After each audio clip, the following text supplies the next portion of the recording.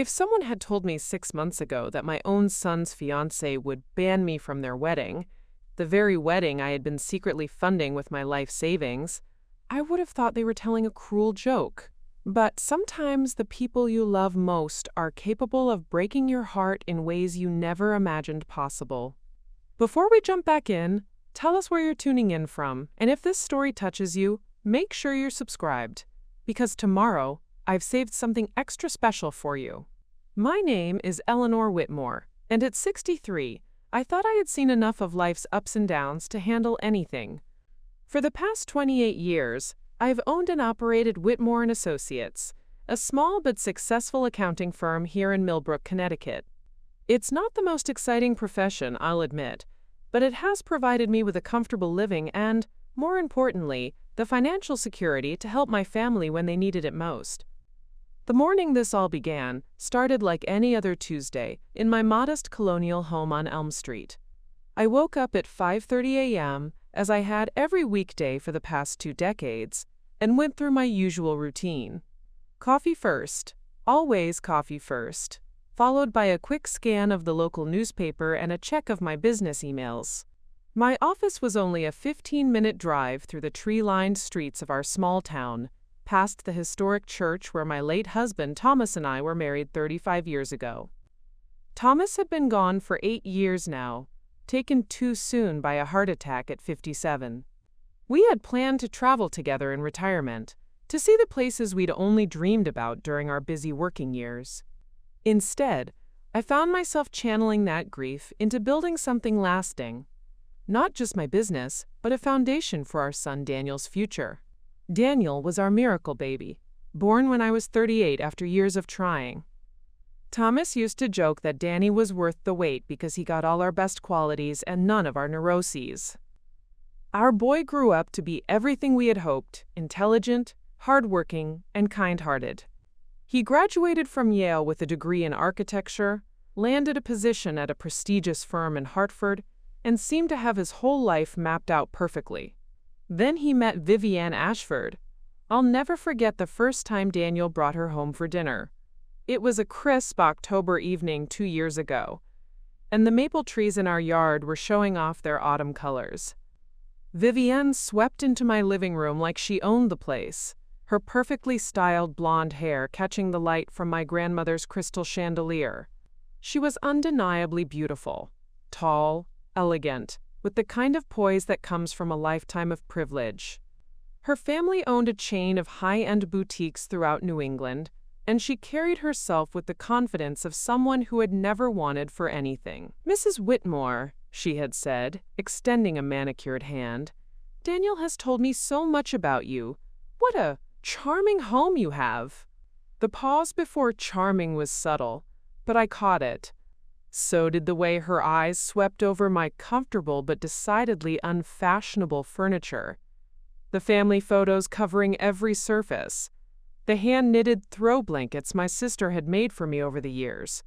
During dinner, Vivienne dominated the conversation with stories about her recent trip to the Hamptons, her yoga retreats in Bali, and her volunteer work organizing charity galas for various causes. She spoke eloquently about her passion for event planning and her dream of starting her own luxury wedding coordination business. Daniel hung on every word, his eyes shining with the kind of adoration that made my heart both swell with happiness for him and ache with a mother's protective instinct. "Mother makes the most incredible pot roast," Daniel had said proudly, gesturing to the simple meal I had prepared. "It's been my favorite since I was a kid." Vivienne smiled politely and took a small bite. "It's very traditional," she said. "I don't eat much red meat anymore. I'm mostly pescatarian now. Better for the environment, you know." I should have seen the signs then.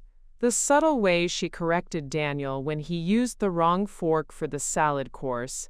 How she checked her phone multiple times during dinner, claiming she was quote, a client's engagement party.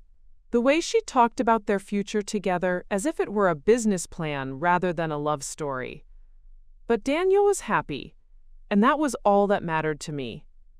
After Thomas died, I had watched my son struggle with grief and loneliness.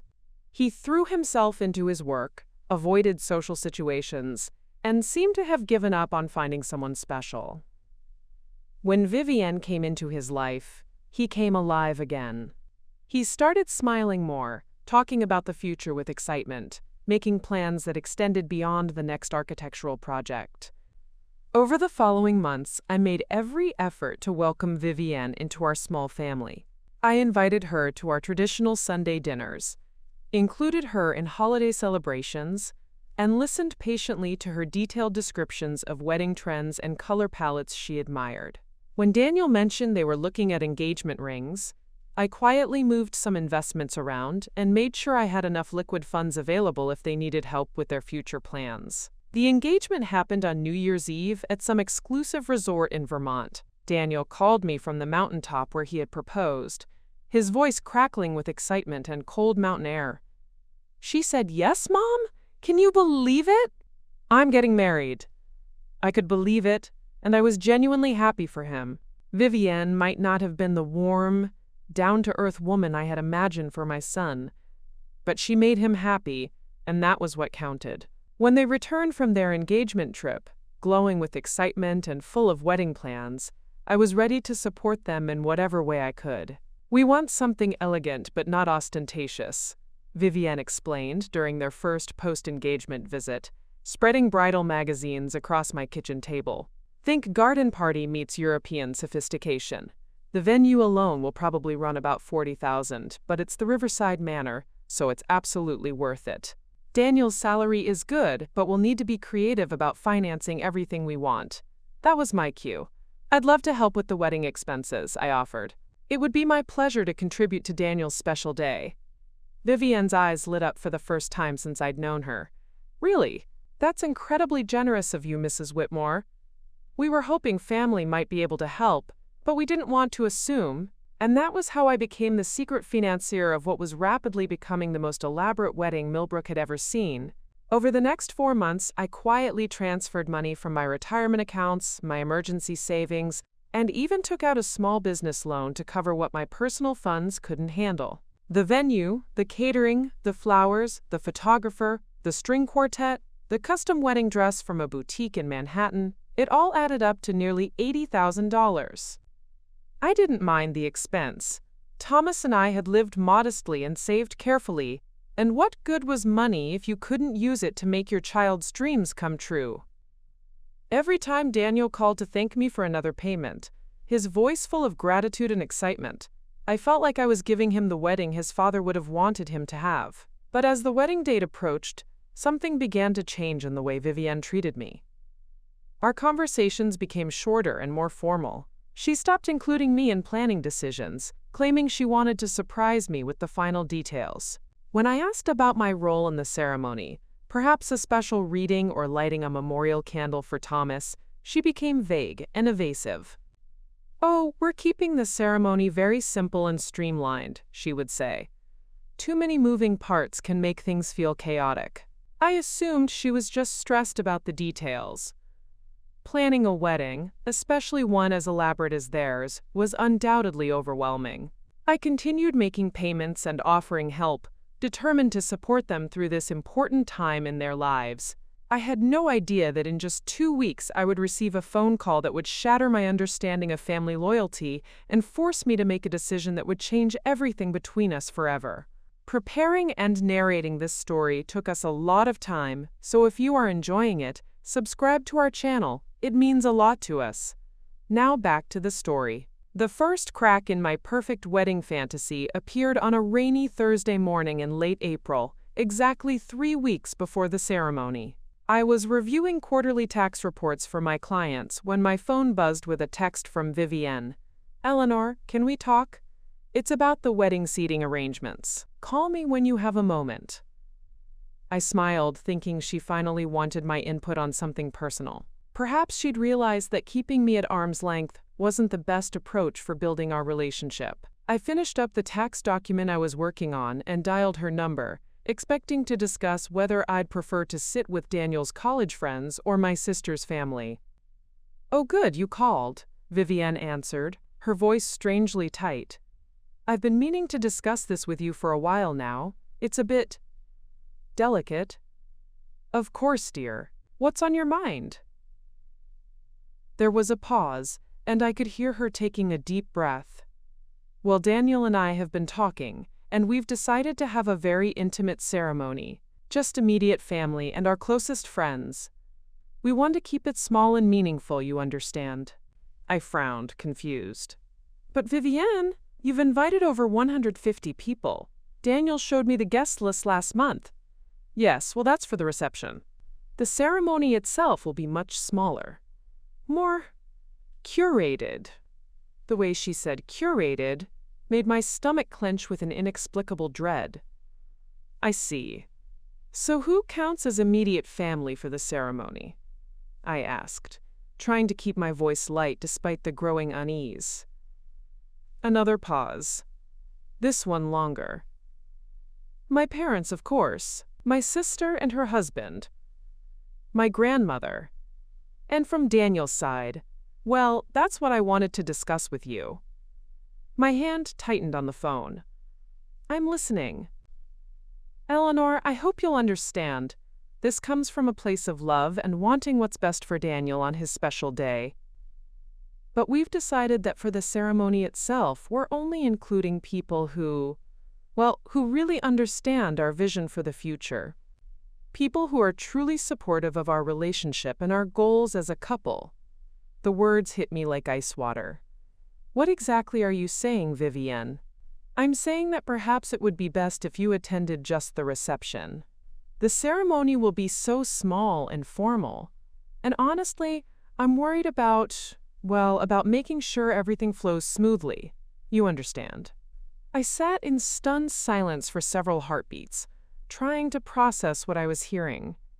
"You're uninviting me from my own son's wedding ceremony?" "Not uninviting," she said quickly. "Just redirecting. The reception will be beautiful, and that's really where the celebration happens anyway. The ceremony is just the legal part, really." "Just the legal part?" My voice came out sharper than I intended. "Vivienne, that's the moment my son gets married.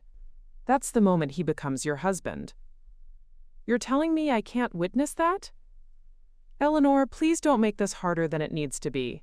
Daniel and I have talked about this extensively and we both agree."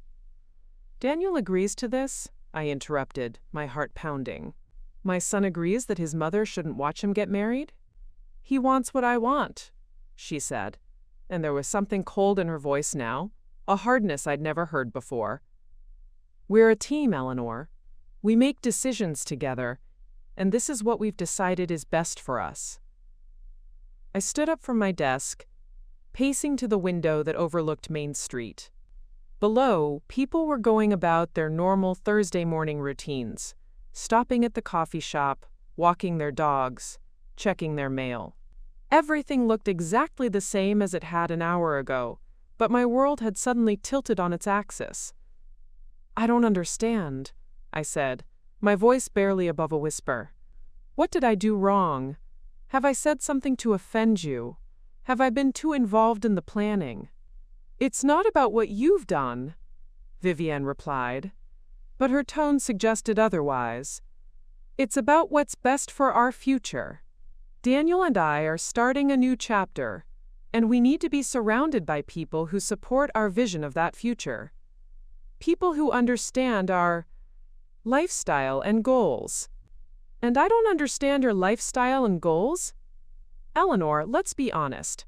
You and I come from very different worlds. Your idea of a special dinner is pot roast and mashed potatoes. You shop at department stores and think a vacation means driving to Cape Cod for the weekend. That's fine for you, but it's not the life Daniel and I are building together." Each word was like a slap. I sank back into my chair, trying to absorb the casual cruelty of her assessment of my life, the life I'd built through hard work and sacrifice, the life that had provided the very money that was paying for her dream wedding. "I see," I managed to say. "And Daniel feels the same way?" "Daniel wants to move forward, not backward. He wants to build something sophisticated and elegant with me." Having people at our ceremony who don't really fit that vision, well, it just creates tension and awkwardness that we'd rather avoid. People like his mother. People like, she paused, choosing her words carefully. People who might not fully appreciate the kind of life we're creating. The ceremony is about our future, Eleanor. The reception is about celebrating with everyone who's been part of our past. The distinction was so calculated, so deliberately hurtful, that I felt tears prick at the corners of my eyes. Vivienne, I've been nothing but supportive of your relationship. I've welcomed you into our family, included you in every holiday, every tradition. And we appreciate that, she cut me off. But appreciation doesn't mean we have to carry the past into our future. Daniel and I are building something new, something that reflects who we are now, not who we used to be. I stared at the framed photo on my desk. Daniel at his college graduation, his arm around me, both of us beaming with pride, who we used to be. As if his relationship with his mother was some outdated relic to be discarded in favor of a more sophisticated future. Does he know about the money? I asked suddenly, the question surprising even me. What money? The money I've been putting toward the wedding. The venue, the catering, the flowers, your dress. Does Daniel know that I've been paying for all of this? There was a long silence on the other end of the line. When Vivienne finally spoke, her voice was carefully controlled. Daniel knows that his family has been generous with contributions. He doesn't need to know the specific details of who paid for what. That would just create unnecessary pressure and guilt. Unnecessary guilt for accepting $80,000 from the mother you're banning from your wedding ceremony? Eleanor! Her voice was sharp now, all pretense of sweetness gone. What are you implying? I'm not implying anything. I'm asking a direct question. Does my son know that the woman he's about to marry just uninvited his mother from their wedding? The wedding his mother has been secretly funding with her life savings? Are you threatening me? The question hung in the air between us, loaded with implications I wasn't quite ready to face. Was I threatening her? I wasn't sure. I only knew that something fundamental had just shifted in our relationship, and I couldn't pretend anymore that this was about seating arrangements or ceremony size. I'm trying to understand, I said slowly, how you can take my money and exclude me from my son's wedding in the same breath. No one forced you to contribute to the wedding, Vivienne replied coldly. You offered, remember? And we're not excluding you from anything important. You'll be at the reception. You'll celebrate with everyone else. Everyone else who doesn't matter enough to witness the actual ceremony. Everyone else who understands their place in our new life. The words hung between us like a gauntlet thrown down. My place. According to my future daughter-in-law, my place was apparently in the past, suitable for writing checks but not for witnessing the most important moment of my son's life. I need to think about this, I said finally. There's nothing to think about, Eleanor. The decision has been made. I hope you'll respect it, and not create drama by involving Daniel in something that's already been settled between us. She hung up before I could respond, leaving me sitting in my office with the phone still pressed to my ear, listening to the dial tone and trying to comprehend what had just happened. In the span of one 20-minute phone call, I had gone from being the proud mother of the groom to being an unwanted guest at an event I was secretly financing. The woman my son loved had just informed me that I didn't fit into their vision of the future, but my money certainly did. I set the phone down and stared at my hands, which were trembling slightly. Outside it had started raining harder, the drops pelting against my office window like the tears I was trying not to shed.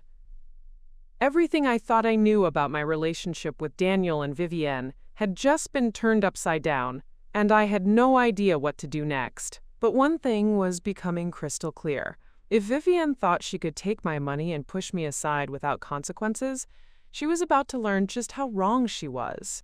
The rest of that Thursday passed in a haze of disbelief and mounting anger.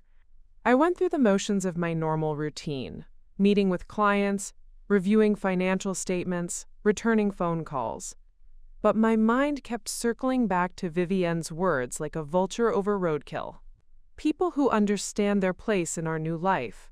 The phrase echoed in my head, with each keystroke, each signature, each polite smile I forced for my afternoon appointments. By 5 o'clock, I couldn't concentrate anymore. I closed my office early and drove home through the rain, my windshield wipers beating out a rhythm that seemed to match the pounding in my chest. The house felt larger and emptier than usual when I walked through the front door. I poured myself a glass of wine, something I rarely did on weekdays, and sat at my kitchen table staring at the wedding invitation that was still magneted to my refrigerator. Mr. and Mrs. Richard Ashford request the honor of your presence at the marriage of their daughter Vivienne Clare to Daniel Thomas Whitmore. The honor of my presence. What a joke. Glues. I picked up my phone 3 times to call Daniel, and 3 times I put it back down. What would I say? Your fiancé just uninvited me from your wedding, but don't worry, I'll still pay for it?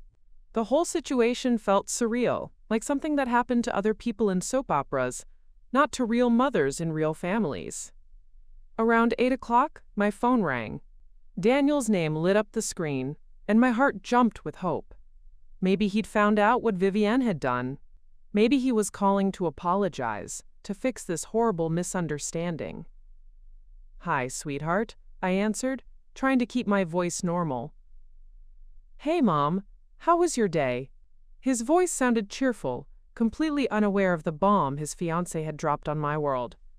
It was eventful. How was yours? Great. Vivienne and I just finished the final menu tasting with the caterer. Everything is coming together so perfectly. I can't believe the wedding is only 3 weeks away. My grip tightened on the phone. So he didn't know. Vivienne hadn't told him about our conversation, which meant she was planning to handle me like a dirty little secret to be managed, rather than a legitimate concern to be discussed. Daniel, I began carefully, has Vivienne mentioned anything to you about the ceremony? About who's attending? What do you mean? The guest list is pretty much finalized. Why? I closed my eyes, feeling the weight of the moment. This was it. The fork in the road where I either confronted this head-on, or let myself be pushed into the shadows of my own son's wedding. She called me today. She told me that the ceremony is going to be very small, just immediate family and close friends. She said it would be best if I only attended the reception. The silence that followed lasted so long I thought the call had dropped. Mom, that doesn't sound right. Are you sure you understood correctly? I understood perfectly, Daniel. Your fiancé uninvited me from your wedding ceremony because I don't fit the vision of your future together. That's impossible. Vivienne would never. She said you both agreed to this decision. She said you wanted to be surrounded by people who support your vision and understand your lifestyle. Apparently, I don't qualify. Another long pause. When Daniel spoke again, his voice was strained. Mom, there has to be some kind of misunderstanding. Let me talk to Vivienne and figure out what happened. What happened is that your fiancé decided I'm not sophisticated enough for your wedding ceremony. What happened is that she thinks pot roast and Cape Cod vacations make me unsuitable to witness my own son's marriage. She said that to you? Now he sounded genuinely shocked. Word for word. Along with a few other charming observations about how I come from a different world than the one you're building with her. I heard him take a shaky breath. Mom, I promise I'll get to the bottom of this. There has to be an explanation. Vivienne loves you. Does she, Daniel? Because love doesn't usually involve telling someone they're too common for your wedding while simultaneously accepting their money to pay for it. What do you mean, accepting your money? The question hung in the air and I realized I'd just opened a door I couldn't close. Nothing, sweetheart, I'm just upset. No, Mom, what did you mean about money? What money? I stood up and walked to my home office, where I kept the folder with all the wedding receipts and bank transfer confirmations. $87,432. The exact amount of my financial contribution to what was supposed to be the happiest day of my son's life. Daniel, we should probably talk about this in person. Mom, What money? You said something about accepting your money. What are you talking about? His voice was getting more agitated, and I realized there was no graceful way to back out of this conversation. The truth was going to come out eventually, either now, over the phone, or later when the credit card bills came due and Vivienne had to explain where the funding for her dream wedding had actually come from. The venue, Daniel, the catering, the flowers, your honeymoon, Vivienne's dress.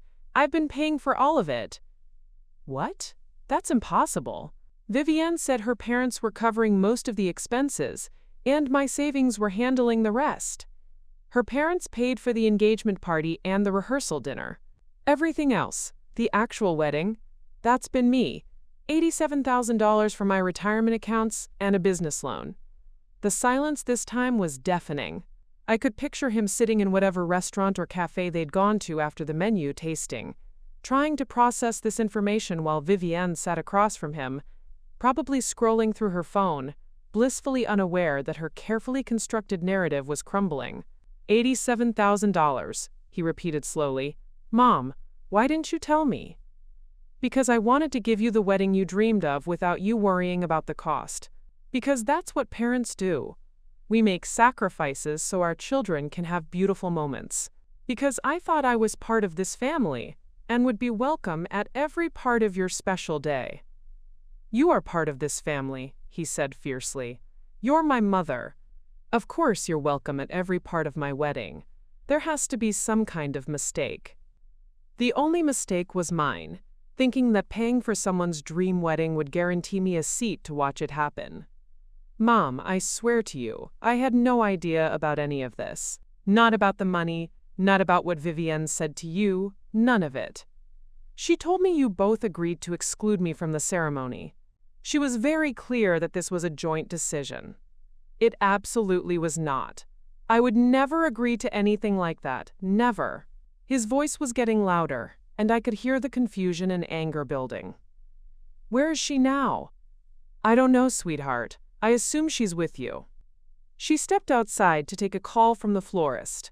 Mom, I'm gonna fix this. Whatever happened, whatever she said, I'm gonna fix it. How, Daniel? How do you fix the fact that your fiancé thinks your mother isn't good enough for your wedding? How do you fix the fact that she's been taking my money while planning to humiliate me? I don't know yet, but I will. Mom, I love you. You're one of the most important people in my life, and there is no way you're not going to be at my wedding ceremony. I don't care if I have to uninvite everyone else and elope. You're going to be there. His words should have comforted me, but instead, they made me feel worse, because I could already see how this was going to play out. Daniel would confront Vivienne, there would be a fight, and somehow I would end up being the villain who caused drama before their wedding. Vivienne would paint me as the manipulative mother who used money to control her son, and Daniel would be caught in the middle, forced to choose between his mother and his wife. Daniel, don't do anything rash. Your wedding is in 3 weeks. The last thing you need is family drama right before the most important day of your life. The most important day of my life doesn't mean anything if the most important people aren't there to share it with me. And you, Mom, you're at the top of that list. I heard voices in the background, and then Daniel's voice became muffled as he covered the phone. When he came back on the line, his tone was tense. Vivienne's back. I'm going to talk to her right now and get this sorted out. Daniel, wait. I'll call you back within the hour, Mom, I promise. The line went dead, and I was left sitting in my office, surrounded by wedding receipts and bank statements, wondering if I had just destroyed my son's engagement 3 weeks before his wedding day.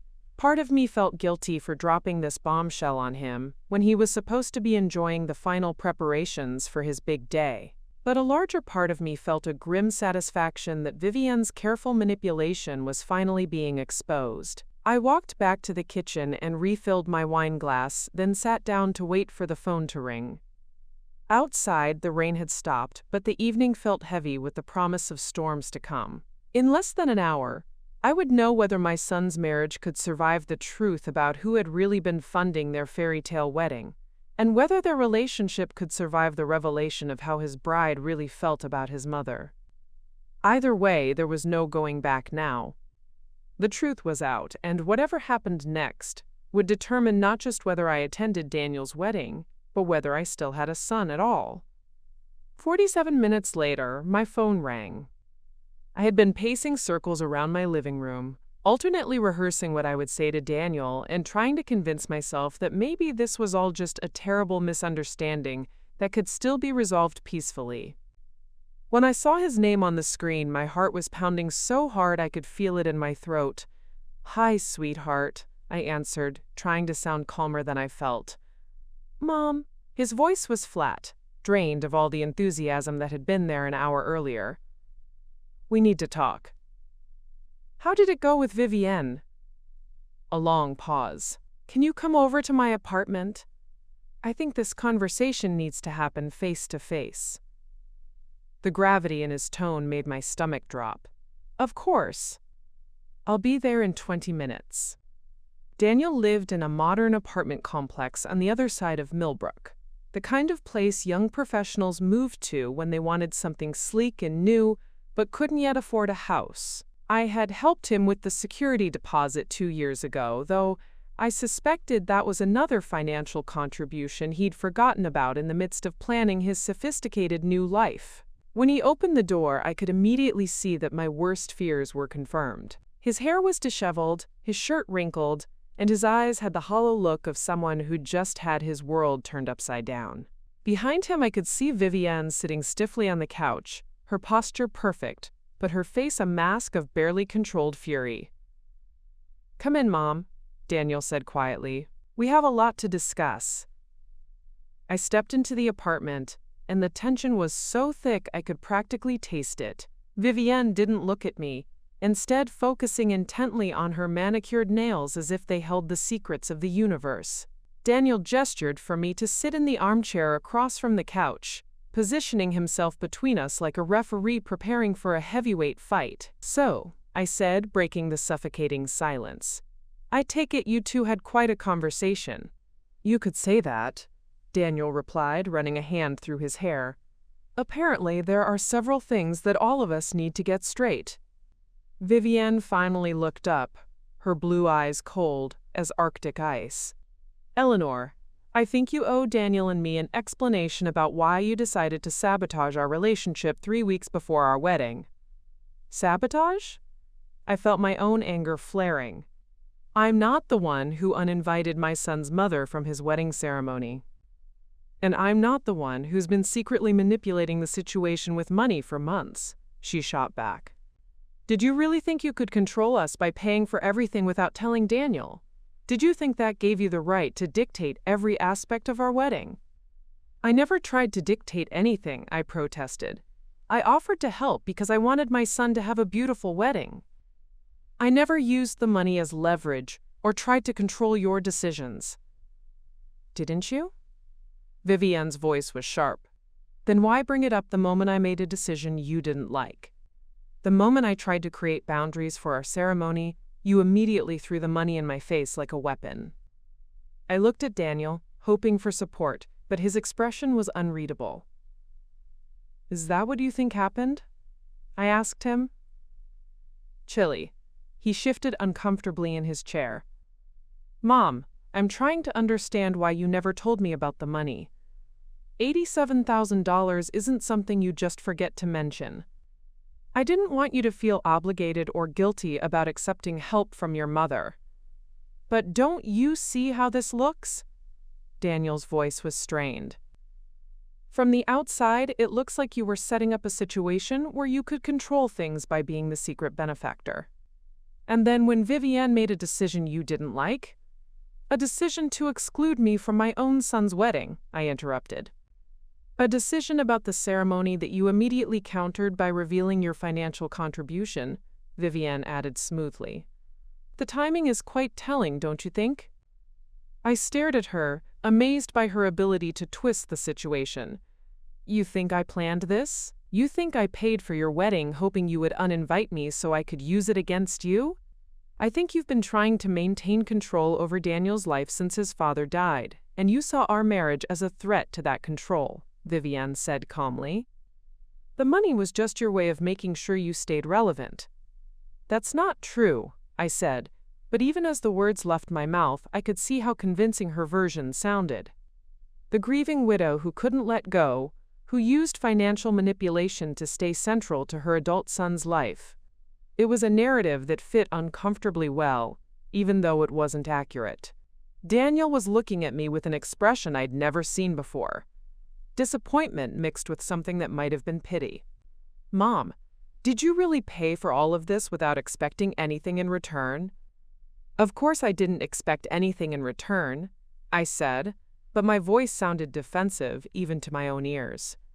"I wanted to give you a beautiful wedding because I love you. But you must have expected to be included in all the major decisions," Vivienne pressed. "You must have expected to have a prominent role in the ceremony. After all, you were paying for it." "I expected to be treated like family," I said quietly. "I expected to be included because I'm Daniel's mother, not because of what I paid for. But when you weren't included in the way you wanted, you immediately brought up the money," Daniel pointed out. "You have to admit, Mom, the timing makes it look like you were using it as leverage." I felt like I was drowning in quicksand. Every word I said to defend myself seemed to make me sink deeper into their narrative of manipulation and control. I brought up the money because I was hurt and confused about why someone would take my financial support while simultaneously telling me I wasn't good enough to witness the ceremony it was paying for. "No one said you weren't good enough," Vivienne replied smoothly. "I simply explained that we wanted a very intimate ceremony with a specific atmosphere. It wasn't personal. You told me I came from a different world than the one you and Daniel are building together. You said I didn't understand your lifestyle and goals. How is that not personal?" Vivienne exchanged a glance with Daniel. "Eleanor, I may have been too blunt in how I expressed our concerns, but the underlying point remains valid. Daniel and I are starting a new chapter of our lives, and we want our wedding to reflect the future we're building together, not the past we're moving beyond. The past that includes his mother, the past that includes certain patterns and expectations that we think might be unhealthy for our marriage going forward." Daniel was nodding along with her words, and I felt my heart breaking a little more with each bob of his head. "What kind of patterns, Daniel?" He looked uncomfortable but answered anyway. "Mom, you have to admit that since Dad died, you've been very involved in my life. Sometimes it feels like you're trying to be both parents instead of letting me be an independent adult. I've tried to be supportive. You helped me with my apartment deposit, you've given me money for car repairs, you're always offering to help with expenses," he continued. "And now I find out you've been secretly funding my wedding. At what point do I get to take care of my own life?" I felt the tears starting to well up in my eyes. I thought I was helping. I thought that's what parents do. Support their children when they can. There's a difference between support and control, Mom. And sometimes it's hard to tell which one you're offering. Vivienne leaned forward slightly, her voice taking on a tone of manufactured sympathy. "Eleanor, I think Daniel and I both understand that this comes from a place of love. Losing a spouse so young must have been incredibly difficult, and it's natural that you would want to hold on tightly to your remaining family. But for Daniel to have a healthy marriage, he needs to be able to make decisions with his wife without feeling like his mother is always watching and judging and helping." The way she said helping made it sound like a disease. I looked at my son, searching his face for any sign that he disagreed with his fiancée's assessment, but all I saw was resignation and what looked like relief that someone had finally put words to his feelings. "So what are you saying?" I asked, though I was afraid I already knew the answer. Daniel took a deep breath. "I think maybe it would be good for all of us if you took a step back from the wedding planning and let Vivienne and me handle the final details ourselves." "Including the financial details?" Another uncomfortable pause. "We can figure out a way to handle the remaining expenses," Vivienne said. "We don't want you to feel like you have to keep paying for things." "And the ceremony?" Vivienne's expression hardened almost imperceptibly. "I think the original plan makes the most sense. A small, intimate ceremony followed by a larger reception. It's what Daniel and I both want." I looked at my son one more time, hoping to see some sign that he would fight for me, that he would insist his mother be present for the most important moment of his life. Instead, he looked away, unable to meet my eyes. "I see," I said quietly, standing up from the chair. "So, to summarize, you want me to stop paying for your wedding, stop being involved in your life, and accept that I'm not welcome at your marriage ceremony because my presence might interfere with your vision of the future." "Mom, you're oversimplifying." "Am I?" I picked up my purse, suddenly feeling exhausted. "I think I understand the situation perfectly. You want my absence, not my presence. You want my silence, not my voice. And you definitely don't want my money if it comes with the expectation that I be treated like family." "Eleanor, please don't be dramatic," Vivienne said. "This doesn't have to be a big conflict. We can all be adults about this." I looked at her for a long moment, taking in her perfect hair, her designer clothes, her confident posture. 3 weeks ago, I had thought I was gaining a daughter. Now I realized I had been funding my own replacement. "You're absolutely right, Vivienne," I said calmly. "We can all be adults about this. I'll be in touch about the financial arrangements." I walked toward the door, Daniel trailing behind me. "Mom, wait. Let's not leave things like this." I turned back to face him, my hand on the doorknob. "How would you like to leave things, Daniel?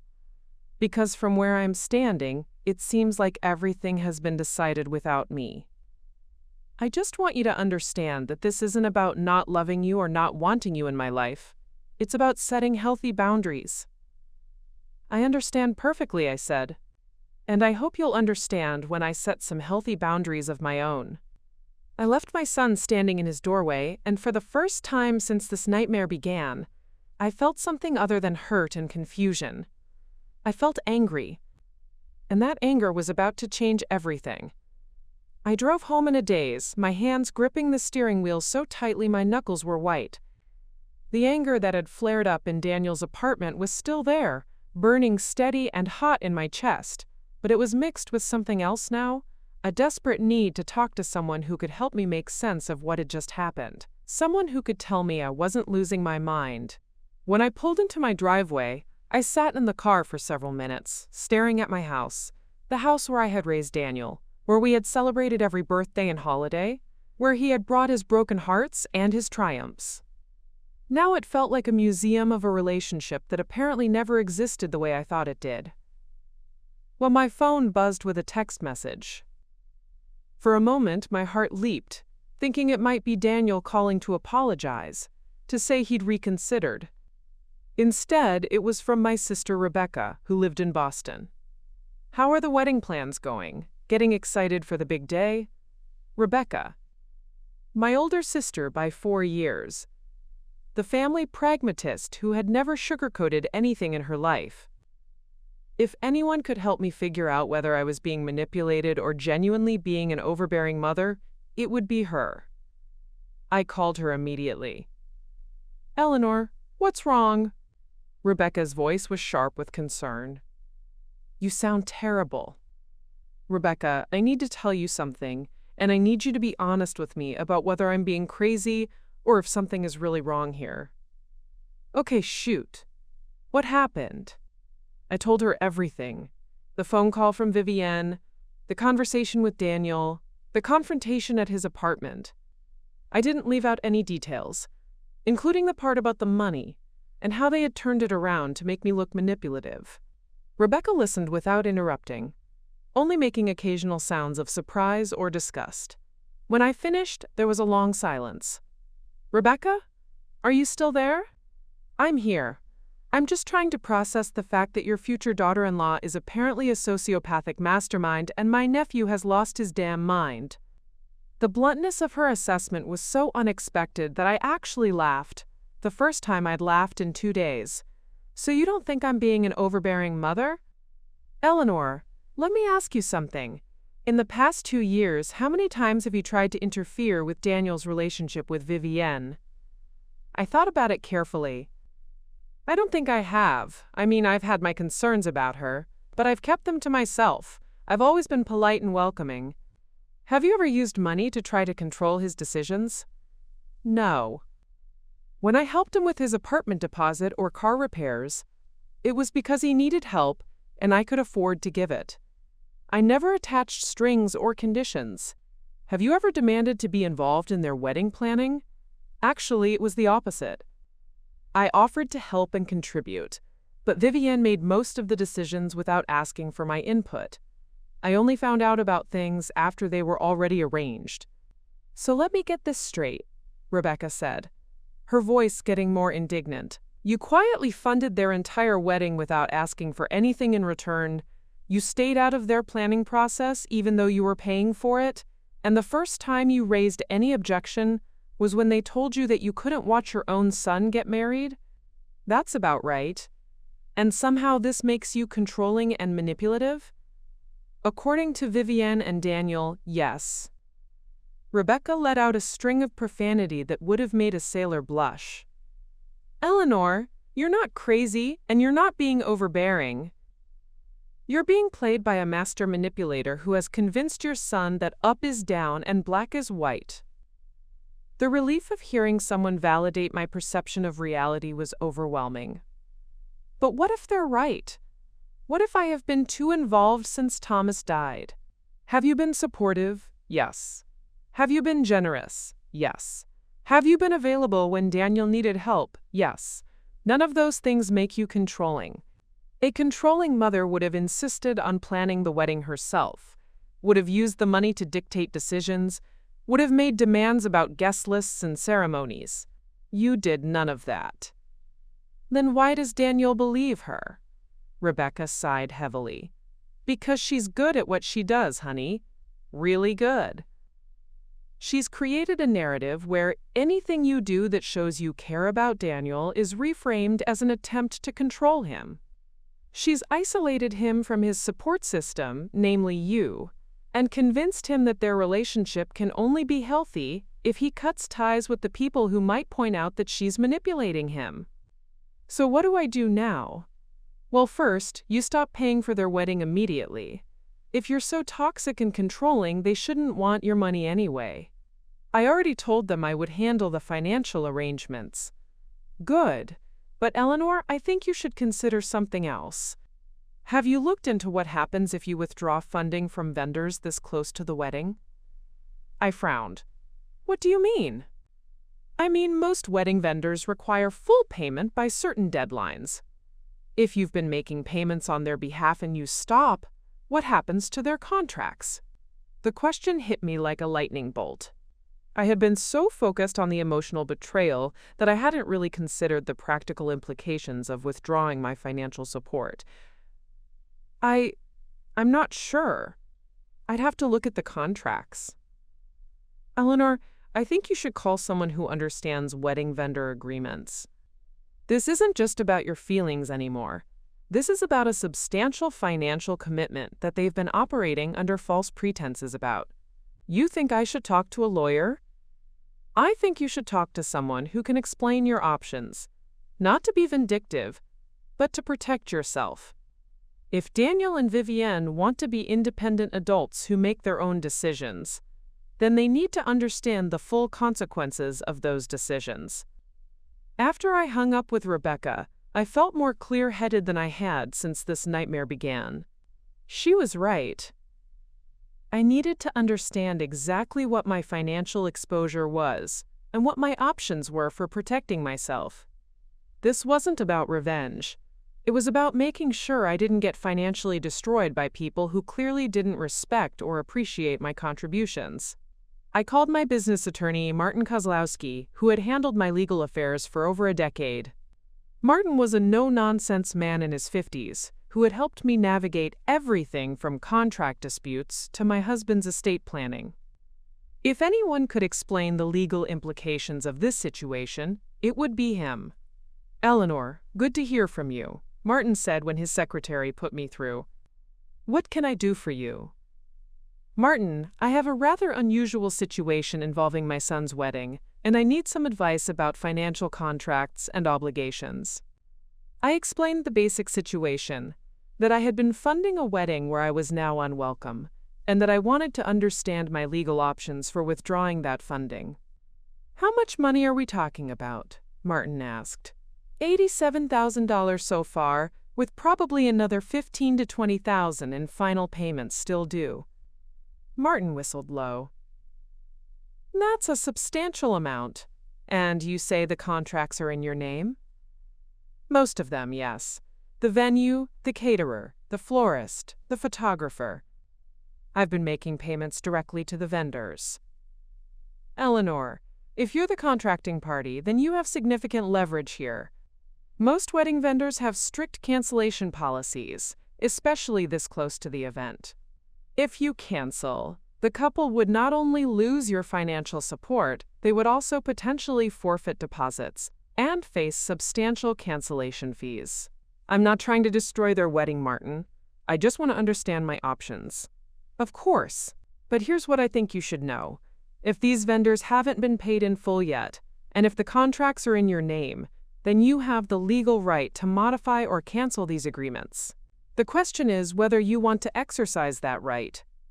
What would happen if I did? Depends on the specific terms of each contract. Some vendors might allow you to transfer the contracts to the couple, though they would need to qualify financially. Others might require immediate payment in full or face cancellation. And some might have non-transferable clauses that would require complete cancellation and rebooking.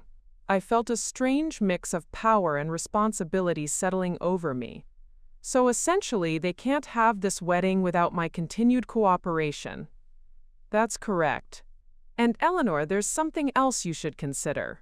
If they've been telling people that someone else was paying for the wedding, or if they've made financial commitments based on your payments without acknowledging your role, there could be issues of financial misrepresentation." "What do you mean?"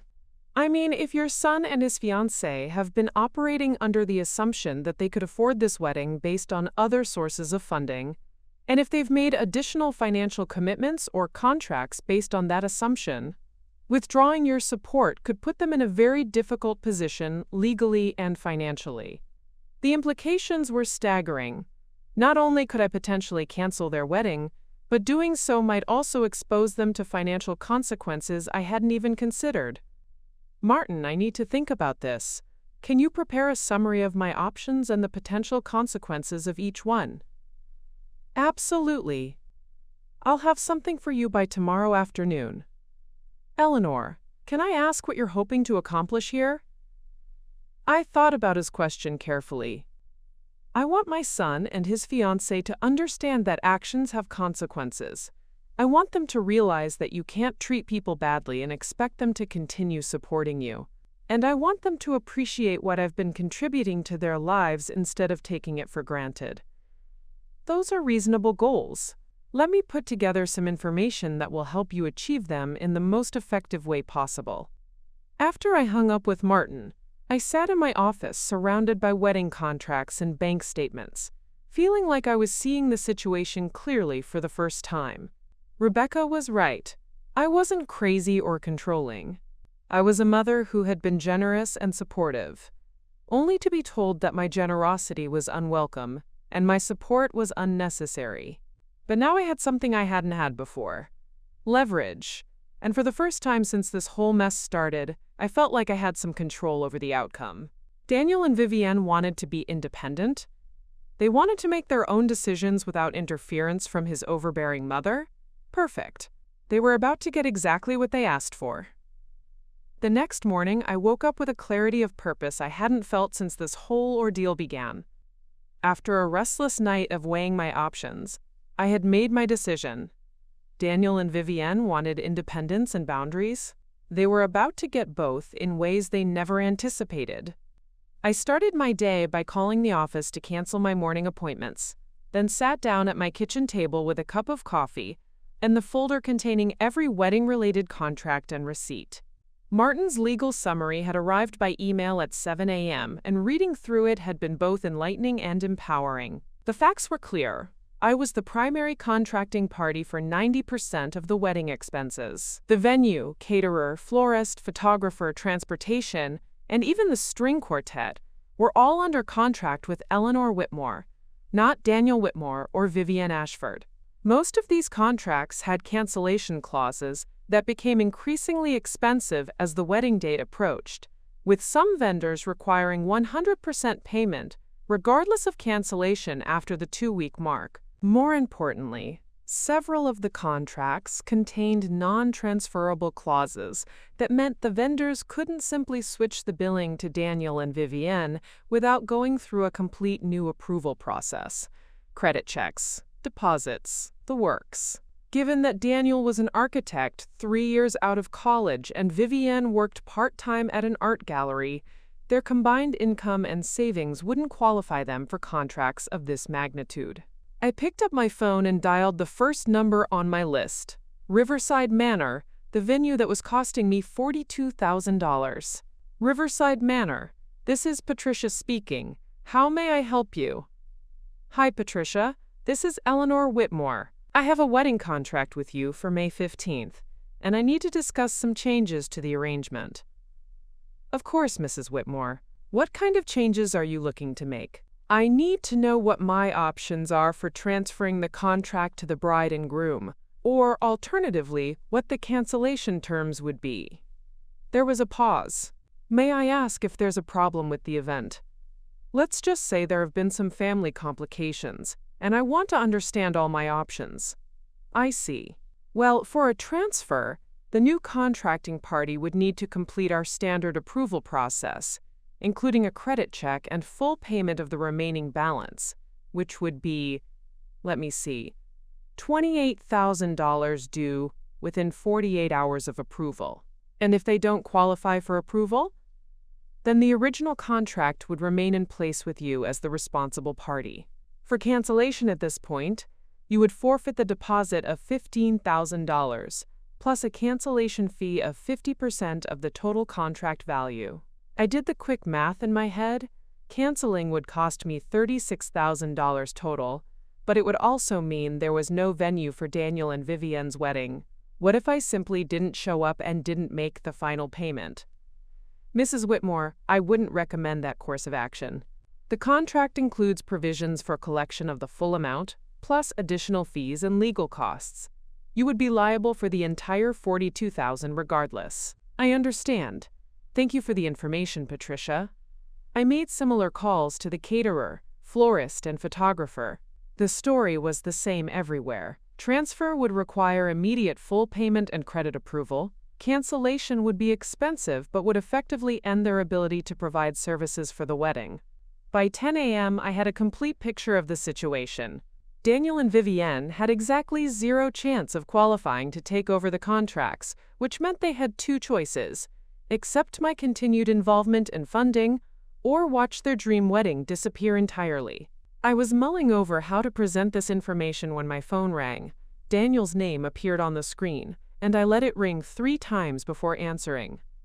Hello, Daniel. Mom, hi. I was hoping we could talk. I know yesterday was difficult for everyone, and I think we should try to work something out. I'm listening. Vivienne and I talked more last night, and we both feel bad about how things went. We don't want there to be bad feelings between us, especially not right before the wedding. That's very considerate of you both. So we were wondering, would you be willing to meet with us again? Maybe we can find a compromise that works for everyone. A compromise. How interesting. What kind of compromise did you have in mind? Well, we were thinking maybe you could attend the ceremony after all. Vivienne realizes she may have been too hasty about the guest list restrictions. How generous of her. Mom, please.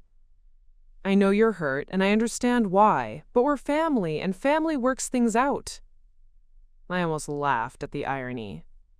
When I was funding their wedding, I was a controlling manipulator who needed to step back. Now that they'd had 12 hours to think about the financial realities, suddenly I was family again.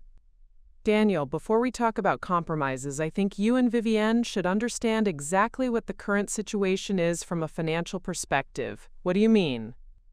I mean that I spent the morning reviewing all the wedding contracts and speaking with vendors about transferring the arrangements to you and Vivienne. There was a long pause.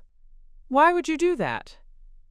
Because you made it very clear that you want to be independent and handle your own affairs without my interference. I was simply exploring how to make that possible. And what did you find out? I found out that independence is expensive, Daniel. Very expensive. I proceeded to lay out the financial reality for him. The transfer requirements, the immediate payment demands, the credit qualifications they wouldn't meet. With each detail, I could hear his breathing getting more shallow. The Sideloden. Mom, we can't afford to take over those contracts. You know that. I do know that, which is why I'm confused about your desire for independence. How exactly did you plan to be independent from someone who's paying for your wedding? We assumed there would be a way to work it out. There is a way to work it out, Daniel. But it requires honesty about what this relationship actually is. You can't simultaneously claim you don't want my involvement while depending entirely on my financial support. So what are you saying? I'm saying that you and Vivienne have a choice to make. You can acknowledge that I'm not just a guest at your wedding. I'm a partner in making it happen. You can treat me with the respect and inclusion that comes with that partnership. Or you can have your independence, which means taking full financial responsibility for your choices. You're giving us an ultimatum. I'm giving you exactly what you asked for, the option to make your own decisions without interference from me. But Daniel, every choice has consequences. If you choose independence, that means independence from my money too. Mom, that's not fair. We can't just scramble to find $80,000 2 weeks before the wedding. You're absolutely right, it would be impossible. Which brings us back to the question of what kind of relationship we're actually going to have going forward. I heard muffled voices in the background. Daniel was clearly discussing this with Vivienne in real time. Mom, can you give us some time to think about this? Of course. But Daniel, I need you to understand that I won't continue funding a wedding where I'm treated as an unwelcome obligation. If I'm going to be your partner in creating this celebration, then I need to be treated as a partner, not as a problem to be managed. What does that mean specifically? It means I attend the ceremony as the mother of the groom, not as someone who's been reluctantly allowed in after causing drama. It means decisions about my role in the wedding are made with my input, not imposed on me. And it means that both you and Vivienne acknowledge publicly that this wedding is happening because of my financial contribution, not in spite of my interference. Vivienne's not going to like that last part. Then Vivienne needs to decide what's more important to her pride or her wedding. Mom, Daniel, I love you more than anything in this world. But I won't continue to be treated badly by people I'm helping. You and Vivienne have 24 hours to decide how you want to move forward. After that, I'll be making some decisions of my own. What kind of decisions? The kind that will determine whether there's still a wedding for us to argue about. I hung up before he could respond, feeling a strange mix of sadness and satisfaction. For the first time since this ordeal began, I felt like I had some control over the situation. Daniel and Vivienne had spent the past 2 days trying to have their cake and eat it too, accepting my money while rejecting my presence, taking my support while denying my value. Now they were about to learn that you can't build a dream wedding on the foundation of someone you claim not to need. And I was finally ready to teach them that lesson, whatever the cost. The next 24 hours would determine whether I gained a daughter-in-law who respected me, or whether I gained my self-respect back by walking away from people who didn't deserve my generosity. Either way, I was done being anyone's convenient victim. The 24 hours that followed my ultimatum were some of the longest of my life. I tried to keep busy with work, returning phone calls and reviewing client files, but my mind kept drifting to the clock. Every hour that passed without word from Daniel felt like a small victory and a devastating loss at the same time. Rebecca called twice to check on me, and Martin emailed with additional legal clarifications I had requested. The more I learned about my position, the more I realized how completely Daniel and Vivienne had underestimated the situation. They had built their entire wedding on a foundation they didn't own and couldn't afford to maintain. At 3 p.m., exactly 23 hours after my deadline, my doorbell rang. Through the peephole, I could see Daniel standing on my front porch alone, his hands shoved deep in his pockets and his shoulders hunched against the spring wind. He looked like he had aged 5 years in the past week. I opened the door and stepped aside to let him in. "You're cutting it close to the deadline." "I know." He followed me into the living room but remained standing when I sat down. "Mom, we need to talk. I assume 'we' means you and Vivienne have reached a decision?" Daniel ran a hand through his hair, a gesture I recognized from his childhood whenever he was about to confess to breaking something. "It's complicated." "How is it complicated, Daniel? Either you accept my terms or you don't. The thing is, Vivienne doesn't think you're being fair." I felt my jaw clench. "Doesn't she?" "She says that you're using money to force us into a situation where we have to choose between our wedding and our principles." "And what principles would those be?" Daniel shifted uncomfortably. "The principle that love shouldn't come with conditions, that families should support each other without expecting specific treatment in return." I stared at my son in amazement. "Daniel, do you hear yourself right now? Vivienne has literally banned me from your wedding ceremony while taking my money, and somehow I'm the one who's making love conditional?" "That's not exactly what happened." "That's exactly what happened. Your fiancé told me I wasn't good enough for your ceremony while simultaneously accepting $87,000 of my money. If that's not conditional love, I don't know what is." Daniel sat down heavily in the chair across from me. "Mom, I know this is a mess. I know Vivienne handled things badly, but she's under a lot of stress with the wedding planning, and she's not always diplomatic when she's overwhelmed. Stress doesn't excuse cruelty, Daniel. And being overwhelmed doesn't justify using people. She's not using you. She genuinely appreciates everything you've done for us." "Does she?" "Because 24 hours ago she was telling you that my involvement was unhealthy for your marriage." Daniel looked down at his hands. "She's reconsidered some of her positions." "How convenient. And what positions has she reconsidered?" "She agrees that you should be at the ceremony. She wants you there." "And the public acknowledgement of my financial contribution?" Daniel's face flushed. "That's where things get complicated. Vivienne thinks that making a big announcement about who paid for what would be tacky. She says it would turn our wedding into a financial transaction instead of a celebration of love." I felt a bitter laugh escape. "But it already is a financial transaction, Daniel. One where I'm the only party who's fulfilled her obligations." "Mom, please. Can't you just be satisfied knowing that you made our wedding possible? Does everyone really need to know the details?" "Daniel, this isn't about everyone knowing. This is about respect and acknowledgement. I'm not asking for a speech about how much I spent. I'm asking for basic recognition that this wedding exists because of my contribution. But Vivienne's family has contributed too. They're paying for the rehearsal dinner and the engagement party. She doesn't want them to feel overshadowed." "How much are they spending on the rehearsal dinner?" "About $8,000. $8,000 compared to my $87,000, and she's worried about them feeling overshadowed." Daniel winced. "When you put it like that, it sounds like exactly what it is.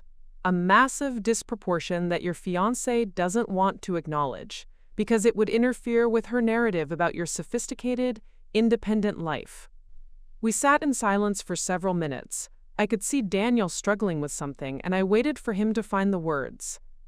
"Mom, what if we compromised? What if we found a way to acknowledge your contribution without making it the focus of the wedding?" "What kind of acknowledgement?" "Maybe a mention in the program. Something tasteful that recognizes your generosity without overshadowing the ceremony itself." "And Vivienne would agree to this?"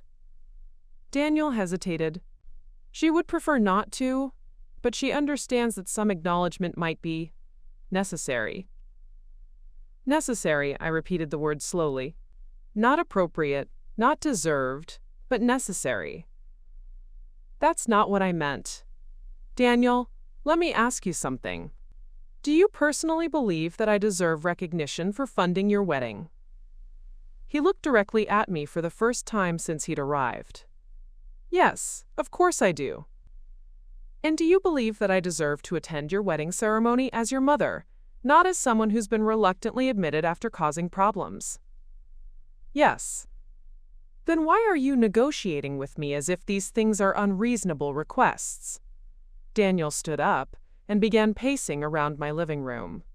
Because Vivienne says that giving in to ultimatums sets a bad precedent for our marriage.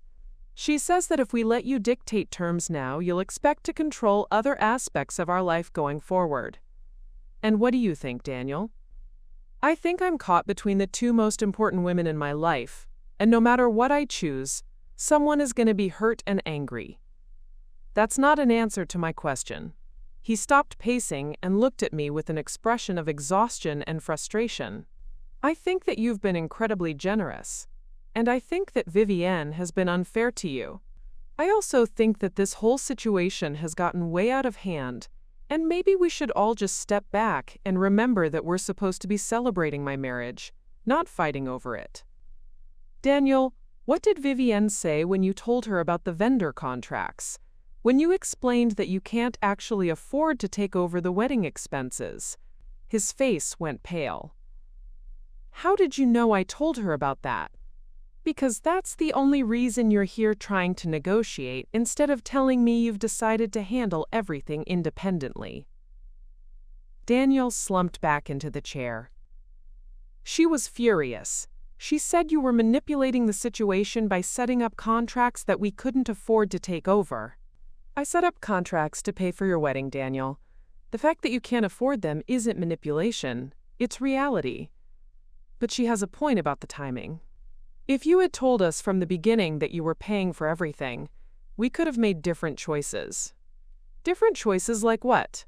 Like a smaller wedding that we could actually afford ourselves. I felt something cold settle in my stomach. So you would have preferred a smaller wedding to accepting help from your mother? No, that's not what I'm saying. Then what are you saying? Daniel struggled for words. I'm saying that maybe if we had known the real situation from the beginning, we could have avoided all this conflict. The real situation, Daniel, is that I wanted to give you a beautiful wedding because I love you. The conflict didn't arise from my generosity. It arose from your fiancé's disrespect and your willingness to go along with it. Mom, that's not fair to Vivienne. She's not a bad person. She has very specific ideas about how things should be. And those ideas include taking my money while treating me like an embarrassment. She doesn't think you're an embarrassment. Then why am I being negotiated down from basic respect to a mention in a program that she would prefer not to include? Daniel had no answer for that. I looked at my son, this man I had raised with such hopes and dreams, and realized that somewhere along the way, I had failed him in a fundamental way. I had taught him to be kind and generous, but I hadn't taught him to recognize when kindness was being exploited. I had shown him how to love unconditionally, but I hadn't shown him how to demand respect in return. Daniel, I said quietly, I need you to make a choice, not as someone caught between two women, but as a man who understands right from wrong. Either you stand up for me as your mother and demand that your fiancé treat me with basic respect, or you accept full financial responsibility for your wedding and learn what independence actually costs. Mom, please don't make me choose. I'm not making you choose, sweetheart. Vivienne already made that choice when she decided to treat me badly. I'm just refusing to continue enabling it. Daniel stared at me for a long moment, and I could see the exact moment when he made his decision. His shoulders sagged, and he looked away. What if I can get Vivienne to agree to a more prominent acknowledgement, something more than just a program mention? And there it was. My son, asking me what I would accept rather than telling his fiancée what she needed to give. The answer told me everything I needed to know about who was really in control of his life. And it wasn't him. "Daniel," I said sadly, "I think you've already given me my answer." Daniel left my house that evening with a promise to give me Vivienne's final answer by noon the next day. I watched him drive away, knowing in my heart that whatever response came would be too little, too late. The damage to our relationship had already been done, not by my ultimatum, but by his inability to stand up for the woman who had sacrificed everything for his happiness. I spent that night making phone calls I had hoped I would never have to make. First to Rebecca, to let her know what was happening and ask her to be my emotional support for what was coming. Then to Martin, to confirm the exact legal procedures for what I was about to do. Finally, I called 3 of my closest friends, women who had known Daniel since he was a little boy, to ask them to witness what was about to unfold. "Eleanor, are you sure about this?" asked Janet Morrison, my neighbor of 15 years. "This seems so final." "It is final, Janet. I can't continue to enable people who treat me this way, even if one of them is my son. But what if Daniel comes to his senses after the wedding? What if he realizes what he's lost? Then he'll have learned a very expensive lesson about the cost of choosing the wrong partner over the right parent." The next morning arrived gray and drizzly, matching my mood perfectly. I dressed carefully in my best navy suit, the one I wore to important business meetings when I needed to project authority and competence. If I was going to do this, I was going to do it with dignity. At 11:45 a.m., my phone rang, Daniel's name on the screen. "Hello, Daniel." "Mom, I have Vivienne's answer." His voice sounded strained, like he hadn't slept. "I'm listening. She's agreed to include a statement in the program acknowledging your, quote, significant contribution to making the wedding possible. And she wants you to know that you're welcome at the ceremony as an honored guest." I closed my eyes, feeling the last tiny hope I had been harboring finally die. An honored guest, not the mother of the groom, not a partner in creating this celebration, an honored guest, like a distant relative or family friend who had been generous. And the public acknowledgement during the ceremony itself? Mom, she really feels that would be inappropriate. She says it would turn the ceremony into a business transaction.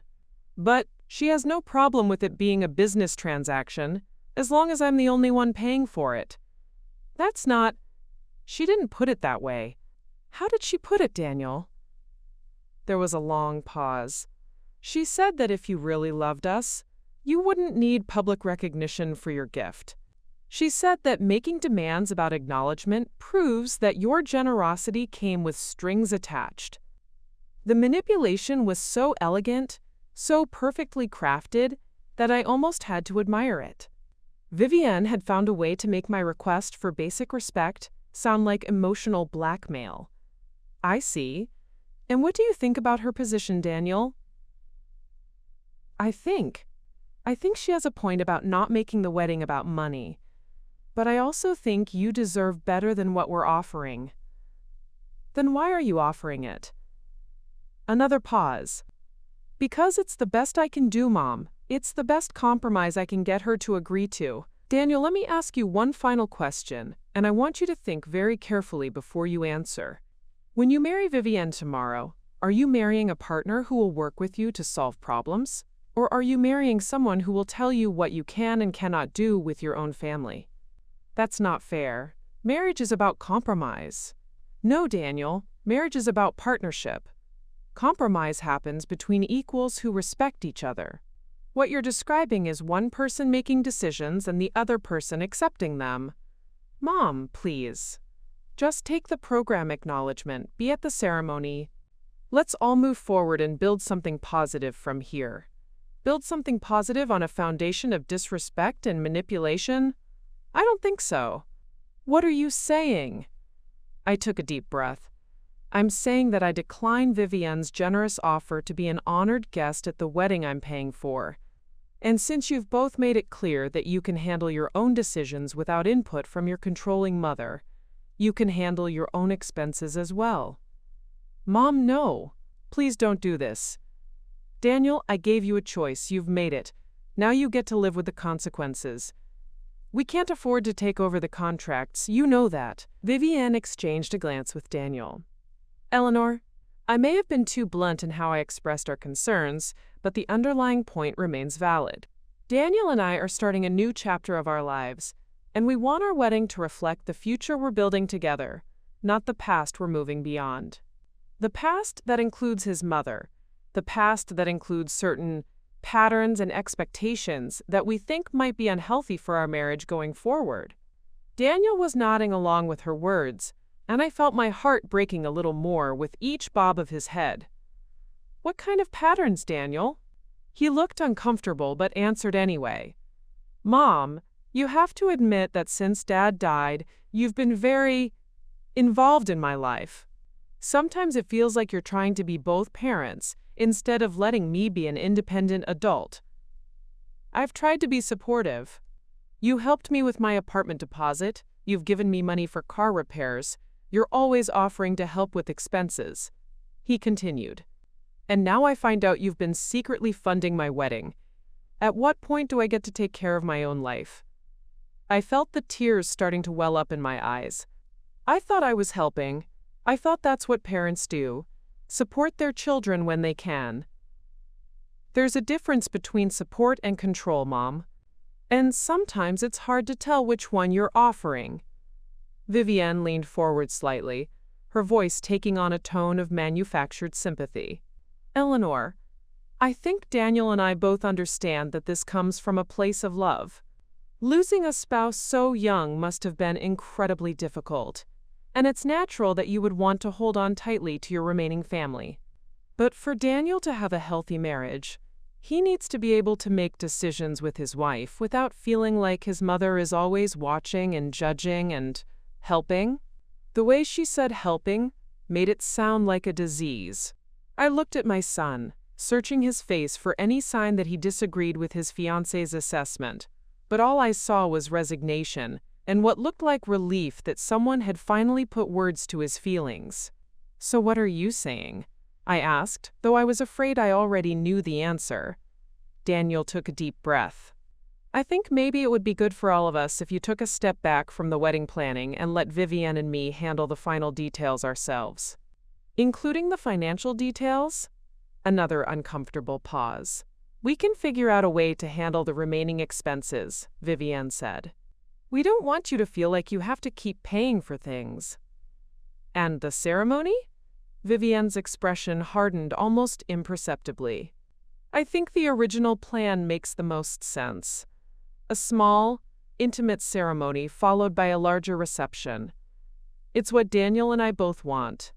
I looked at my son one more time, hoping to see some sign that he would fight for me, that he would insist his mother be present for the most important moment of his life. Instead, he looked away, unable to meet my eyes. "I see," I said quietly, standing up from the chair. "So, to summarize, you want me to stop paying for your wedding, stop being involved in your life, and accept that I'm not welcome at your marriage ceremony because my presence might interfere with your vision of the future." "Mom, you're oversimplifying." "Am I?" I picked up my purse, suddenly feeling exhausted. "I think I understand the situation perfectly. You want my absence, not my presence. You want my silence, not my voice. And you definitely don't want my money if it comes with the expectation that I be treated like family." "Eleanor, please don't be dramatic," Vivienne said. "This doesn't have to be a big conflict. We can all be adults about this." I looked at her for a long moment, taking in her perfect hair, her designer clothes, her confident posture. 3 weeks ago, I had thought I was gaining a daughter. Now I realized I had been funding my own replacement. "You're absolutely right, Vivienne," I said calmly. "We can all be adults about this. I'll be in touch about the financial arrangements. Then you won't have a wedding to be humiliated at." The line went dead. Vivienne had hung up on me. I sat in my kitchen, staring at the silent phone, knowing that I had just crossed a line that could never be uncrossed. In the next few hours, I would find out whether my son's love for his fiancée was stronger than his need for the wedding of their dreams. Either way, I would finally know exactly where I stood in their lives, and they would know exactly what it cost to treat me badly. My phone rang again almost immediately. This time it was an unknown number. "Hello, this is Eleanor Whitmore." "Mrs. Whitmore, this is Patricia from Riverside Manor.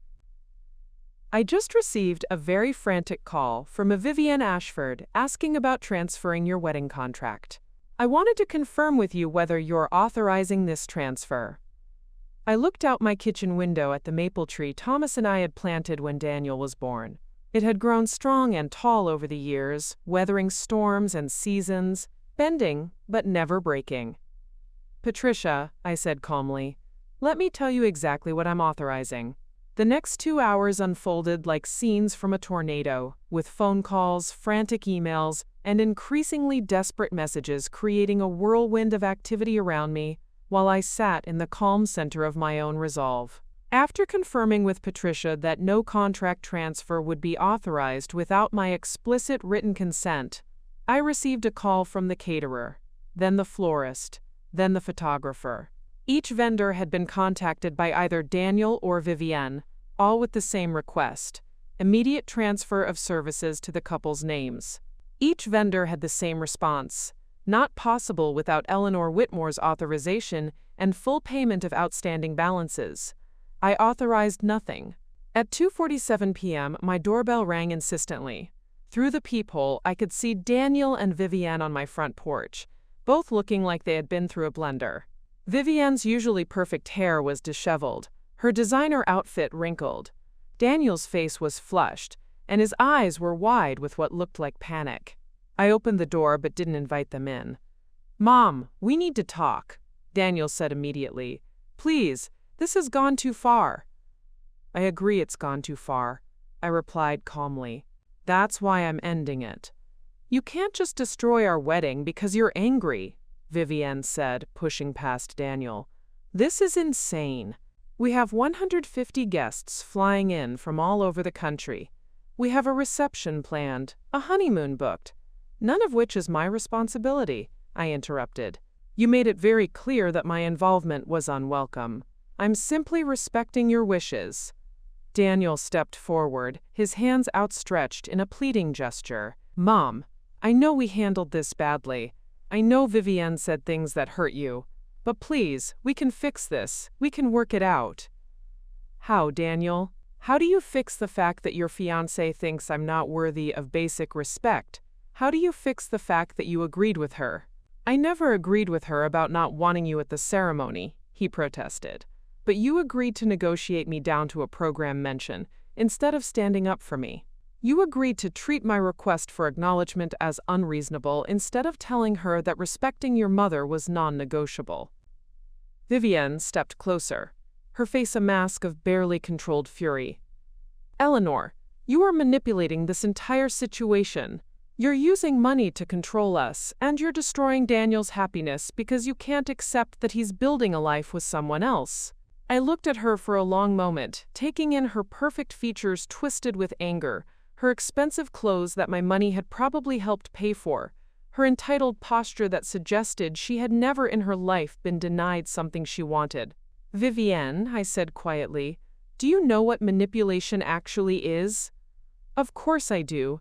It's what you're doing right now. Manipulation is making someone believe that asking for respect is the same as being controlling. Manipulation is taking someone's money while telling them they're not good enough for the event it's funding. Manipulation is convincing someone that their mother's love comes with unhealthy strings while your own demands come with no strings at all. That's not what I did. That's exactly what you did. You manipulated Daniel into believing that I was the problem in this situation instead of recognizing that you were the one creating conflict by treating me badly." Daniel moved between us, his face desperate. "Mom, please, can we just focus on solving this? The wedding is in 2 weeks. If you cancel everything now, we'll lose all the deposits, all the planning." "And whose fault would that be, Daniel?" "It would be yours," Vivienne exploded. "You're the one choosing to destroy everything instead of just accepting a reasonable compromise." "What part of your offer was reasonable, Vivienne? The part where I fund your wedding while being treated like an embarrassment?" The part where I'm excluded from the ceremony I'm paying for? Or the part where acknowledging my contribution would be tacky? We offered to mention you in the program. You offered to hide my contribution in fine print while taking credit for a wedding you couldn't afford. That's not acknowledgement, that's erasure. Daniel was looking back and forth between us like a spectator at a tennis match, his face growing more panicked with each exchange. Mom, what if we found a different way to acknowledge your contribution? What if we did something special just for you? Daniel, stop, I said firmly. Stop trying to negotiate between your mother and your fiancé, as if we're both being equally unreasonable. I'm not asking for something special just for me. I'm asking for basic respect and acknowledgement of reality. The reality, Vivienne said coldly, is that you're an older woman who can't accept that her son is starting his own family. You're using money to try to maintain control over his life, and when that doesn't work, you're willing to destroy his happiness to prove your point. The assessment was so cruel, so calculated to hit every insecurity I had about my relationship with Daniel, that for a moment I was speechless. Then I felt something shift inside me, a clarity that cut through all the emotional manipulation and gaslighting. You know what, Vivienne? You're absolutely right about one thing. I am willing to destroy this wedding to prove my point. But my point isn't that I need to control Daniel's life. My point is that people who treat me badly don't get to benefit from my generosity.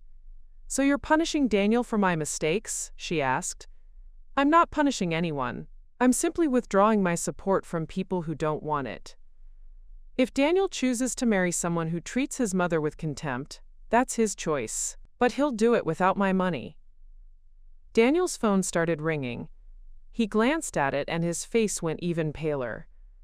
It's the photographer. They probably want to know about payment. You should answer it, I said. You have a lot of vendors to contact and not much time to arrange alternative financing. Mom, please, Daniel said, ignoring his phone. Don't do this. I'll talk to Vivienne. I'll make sure she treats you better going forward. Daniel, it's too late for that.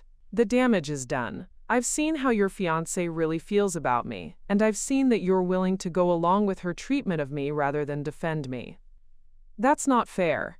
What's not fair is expecting me to pay for a wedding where I'm treated like a problem to be managed rather than a mother to be honored. Vivienne's phone was ringing now, too. She answered it with a sharp, "What?" then listened for a moment before her face went white. "Yes, I understand. No, we don't have authorization for the transfer. I'll call you back." She hung up and looked at me with undisguised hatred. The florist wants immediate payment or they're canceling the order. $14,000 by 5 p.m. Then you'd better start making some phone calls, I replied. Eleanor, this is your last chance, she said, her voice shaking with rage. Either you authorize the transfers and continue funding this wedding, or Daniel and I will make sure that everyone knows exactly what kind of person you really are. What kind of person am I, Vivienne? The kind who destroys her own son's happiness out of petty spite. The kind who uses money to manipulate people and then plays the victim when they don't give you what you want. I nodded slowly. And you'll tell people that I refused to pay for a wedding where I was banned from the ceremony? We'll tell them that you held our wedding hostage because we wouldn't let you control every detail. Please do, I said calmly. In fact, I encourage you to tell everyone exactly what happened. Tell them that you took my money while excluding me from the ceremony. Tell them that you called my generosity manipulation and my request for respect controlling behavior. Tell them that you think it's reasonable to accept someone's financial support while treating them with contempt. Vivienne's face was turning red with fury, but she had no response. Because here's what I think will happen when you tell that story, Vivienne. I think people will realize that you're the kind of person who bites the hand that feeds her. I think they'll understand that actions have consequences, and that treating people badly means losing their support. Daniel's phone rang again. This time he answered it. Hello. Yes, this is Daniel Whitmore. What? But I understand. How much? 28,000 by Monday? His voice was getting higher with each word. Is there any way to work out a payment plan? I see. Thank you. He hung up and looked at us with the expression of someone who had just watched his future collapse. The venue won't transfer the contract. They're canceling our booking unless we can pay the full balance by Monday morning. Daniel, I said gently, you need to understand something. This is what independence costs. This is what it means to make your own decisions without help from your family. If this is the life you want with Vivienne, then this is the price you pay for it. We can't raise that kind of money in 3 days, he said desperately. Then I guess you need to decide what's more important to you, your pride or your wedding. Vivienne grabbed Daniel's arm. Come on, we're leaving. She's not going to help us, so we need to figure this out ourselves. As they turned to go, I called out to Daniel. Daniel, wait! He turned back, hope flickering in his eyes. When you're ready to apologize for allowing someone to treat your mother this way, call me. When you're ready to acknowledge that I deserved better than what you both gave me, I'll be here. But until then, you're on your own. I watched them walk away, noting how Vivienne's grip on Daniel's arm looked more like a leash than a gesture of support. As their car disappeared down my street, I felt something I hadn't expected. Relief. For the first time in months, I didn't have to worry about wedding payments or vendor coordination or walking on eggshells around Vivienne's moods. I was free from the exhausting work of trying to buy love from people who were determined not to give it. My phone rang. Rebecca's name on the screen. Yezia Ejuo. How did it go? She asked immediately. It went exactly as expected, I said, surprising myself by smiling. I'm officially out of the wedding business. And how do you feel? I thought about the question carefully. I feel like I finally have my self-respect back. The week that followed was unlike any I had experienced since Thomas died. For months, my life had revolved around wedding payments, vendor coordination, and navigating the increasingly tense relationship with Vivienne. Now, suddenly, my calendar was empty of wedding-related obligations, and I found myself with something I hadn't had in years: complete freedom to focus on my own life. The first few days were strange. I caught myself reaching for my phone to check on catering payments or flower arrangements before remembering that those responsibilities were no longer mine. I had to resist the urge to call Daniel to see how he was handling the vendor situations, reminding myself that he had explicitly chosen independence.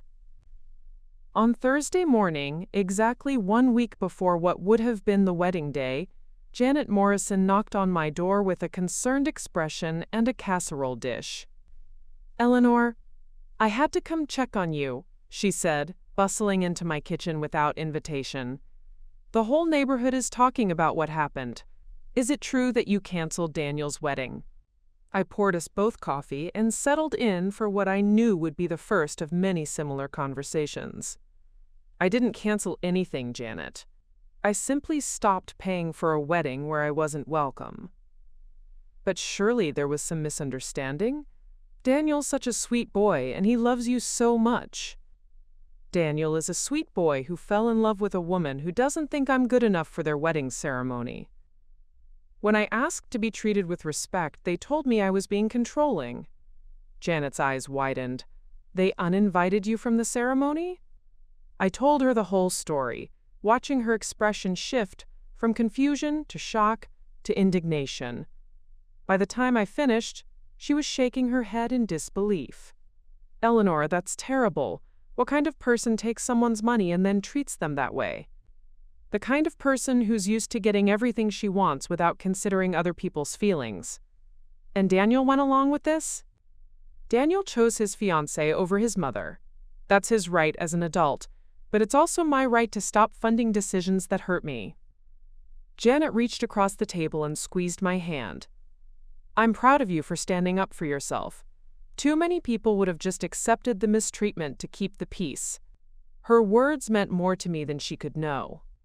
In the days since the confrontation, I had been second-guessing myself, wondering if I had been too harsh, too absolute in my response. Hearing validation from someone who had known our family for years helped reinforce that I had made the right choice. Over the next few days, I had similar conversations with other friends and neighbors. Word had clearly spread about the canceled wedding, and people were curious about what had really happened. I was honest about the situation without being vindictive, simply explaining that I had been excluded from a ceremony I was funding and had chosen to withdraw my support. The reactions were overwhelmingly supportive. Most people were shocked that anyone would treat their future mother-in-law so disrespectfully, especially while accepting her financial help. Several friends shared their own stories of difficult daughters-in-law or sons who had chosen poorly. I began to realize that my situation, while painful, was not unique. On Friday, Martin called with an update on the legal situation. "Eleanor, I've been monitoring the vendor situations as you requested. As of this morning, 5 major vendors have officially canceled their contracts with Daniel and Vivienne due to non-payment." "Which vendors?" "The venue, caterer, florist, photographer, and transportation service. The string quartet is still under contract because they have a smaller cancellation fee, but they're requiring payment by tomorrow or they'll cancel as well." I felt a pang of sadness for Daniel, imagining the stress he must be under trying to salvage something from the wreckage. But I also felt a grim satisfaction that consequences were finally matching actions. "Have you heard anything from their side?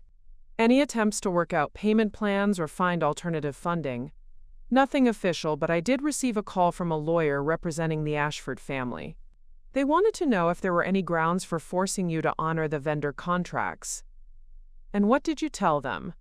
"I told them that you were under no legal obligation to continue funding an event where you were unwelcome, and that all contracts were clearly in your name with no co-signers or guarantees from other parties." "So they have no legal recourse?" "None whatsoever. You made a generous offer to fund their wedding.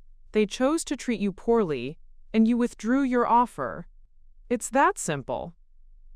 After Martin hung up, I sat in my office looking at the stack of vendor contracts I had collected over the months. $87,000 of commitments that had evaporated in a single week because 2 people couldn't treat me with basic respect. It was an expensive lesson, but apparently a necessary one. Saturday brought an unexpected visitor.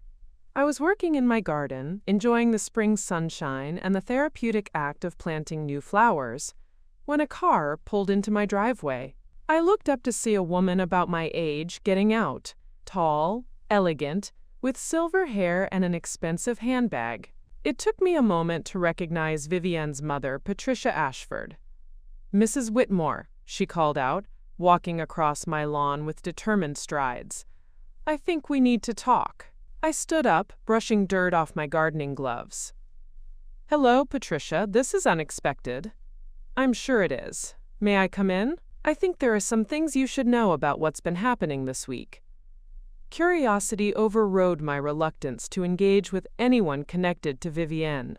I led Patricia into my living room, offered her coffee, and waited to hear what had brought her to my door. "Eleanor, I want to start by saying that I had no idea how Vivienne had been treating you until this week when everything fell apart." "I see. When Richard and I heard that the wedding had been canceled, we assumed there had been some kind of family emergency or financial crisis. It wasn't until yesterday that Daniel told us the real story." I raised an eyebrow. "And what story did Daniel tell you?" Patricia looked uncomfortable. "He told us that Vivienne had uninvited you from the ceremony while accepting your financial support for the wedding. He told us about the phone calls, the ultimatums, all of it." "All of it?" "Including the part where she convinced him that your requests for respect were actually attempts to control their relationship." I waited for her to continue, curious about where this conversation was heading. "Eleanor, I owe you an apology. If I had known what was happening, I would have intervened immediately. Richard and I raised Vivienne to be better than that." "Did you?" Patricia flinched at my blunt question. "What do you mean?" I mean, did you really raise her to be better than someone who takes money while treating the giver with contempt? Because this level of manipulation and entitlement doesn't develop overnight. Patricia was quiet for a long moment. You're right. Vivienne has always been challenging. She's used to getting what she wants, and she's very good at convincing people that her way is the right way. But I never thought she would be so cruel to someone who was trying to help her. What exactly do you want from me, Patricia? I want to ask if there's any way to fix this mess. Daniel is devastated. The wedding is supposed to be next Saturday, and they've lost every major vendor. Vivienne is, well, she's not handling the situation well. How is she handling it? She's convinced that you'll change your mind at the last minute, rather than let Daniel's wedding be ruined. She thinks this is all a negotiating tactic to get more control over the ceremony. I almost laughed at Vivienne's continued inability to understand the situation. And what do you think? I think my daughter has finally encountered someone who won't be manipulated by her tantrums, and she doesn't know how to handle it. Patricia, let me be very clear about something. This isn't a negotiating tactic. I'm not going to change my mind at the last minute. I've withdrawn my support completely, and that decision is final. Even if it means Daniel doesn't get married? Daniel can get married anytime he wants. He just can't have the wedding he and Vivienne planned using my money while treating me like an embarrassment. Patricia nodded slowly. I understand. And honestly, I don't blame you. If someone had treated me the way Vivienne treated you, I would have done the same thing.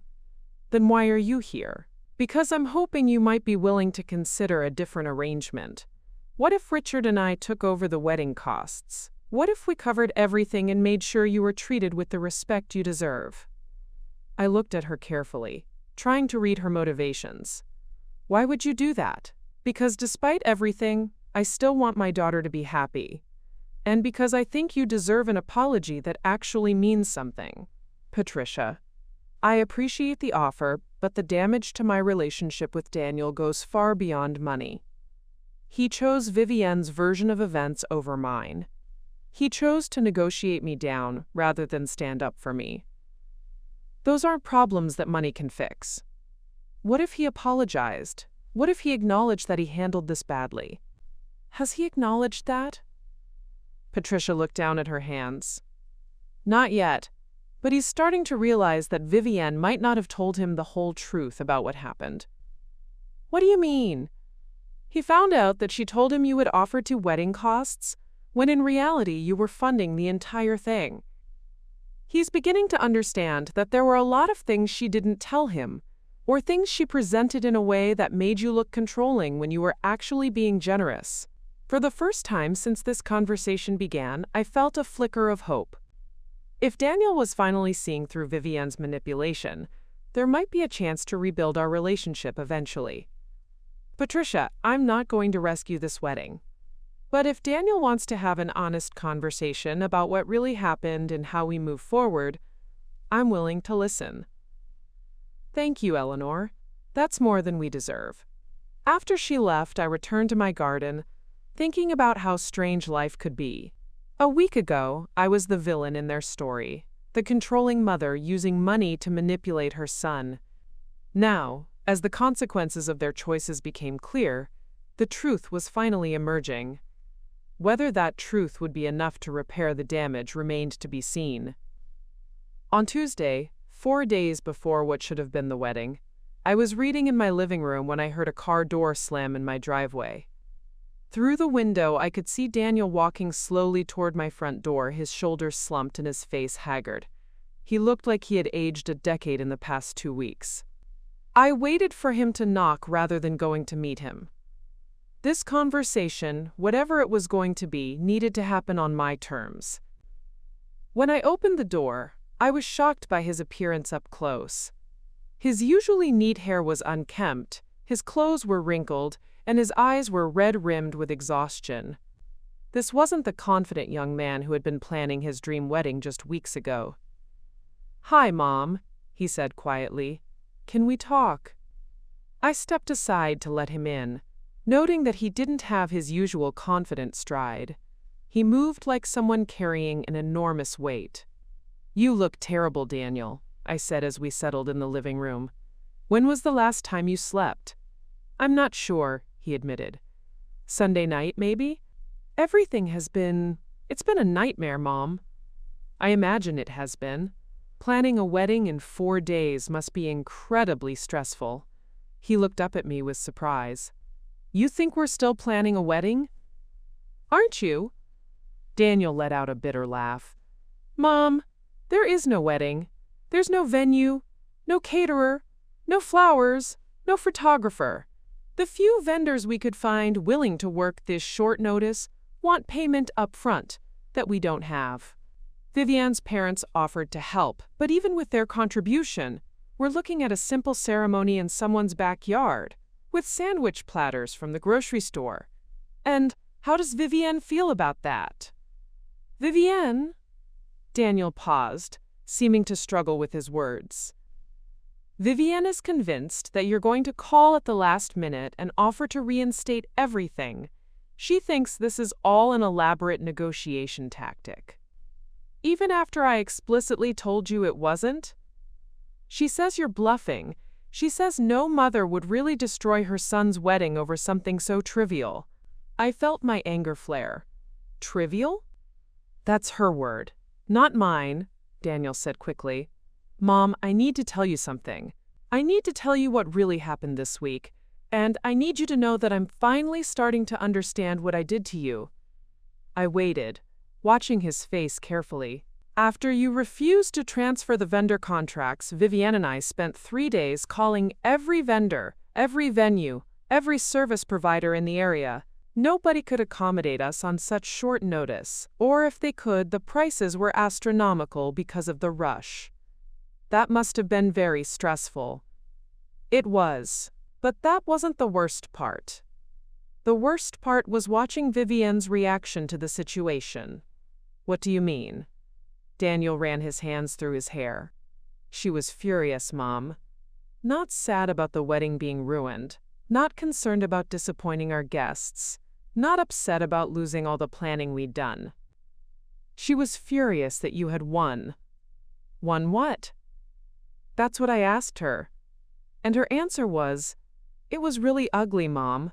She said you had won the power struggle.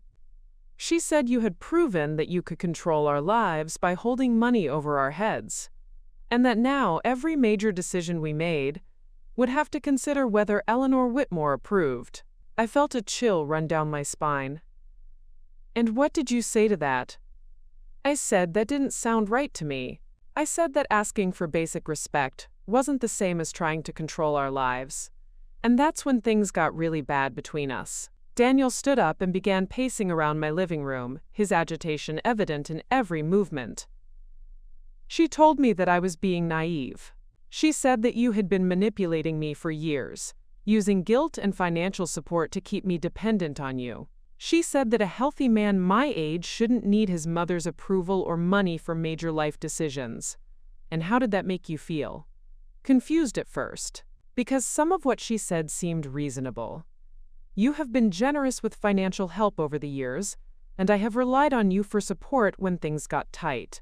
But then I started thinking about all those times you helped me. The apartment deposit when I graduated college and didn't have savings.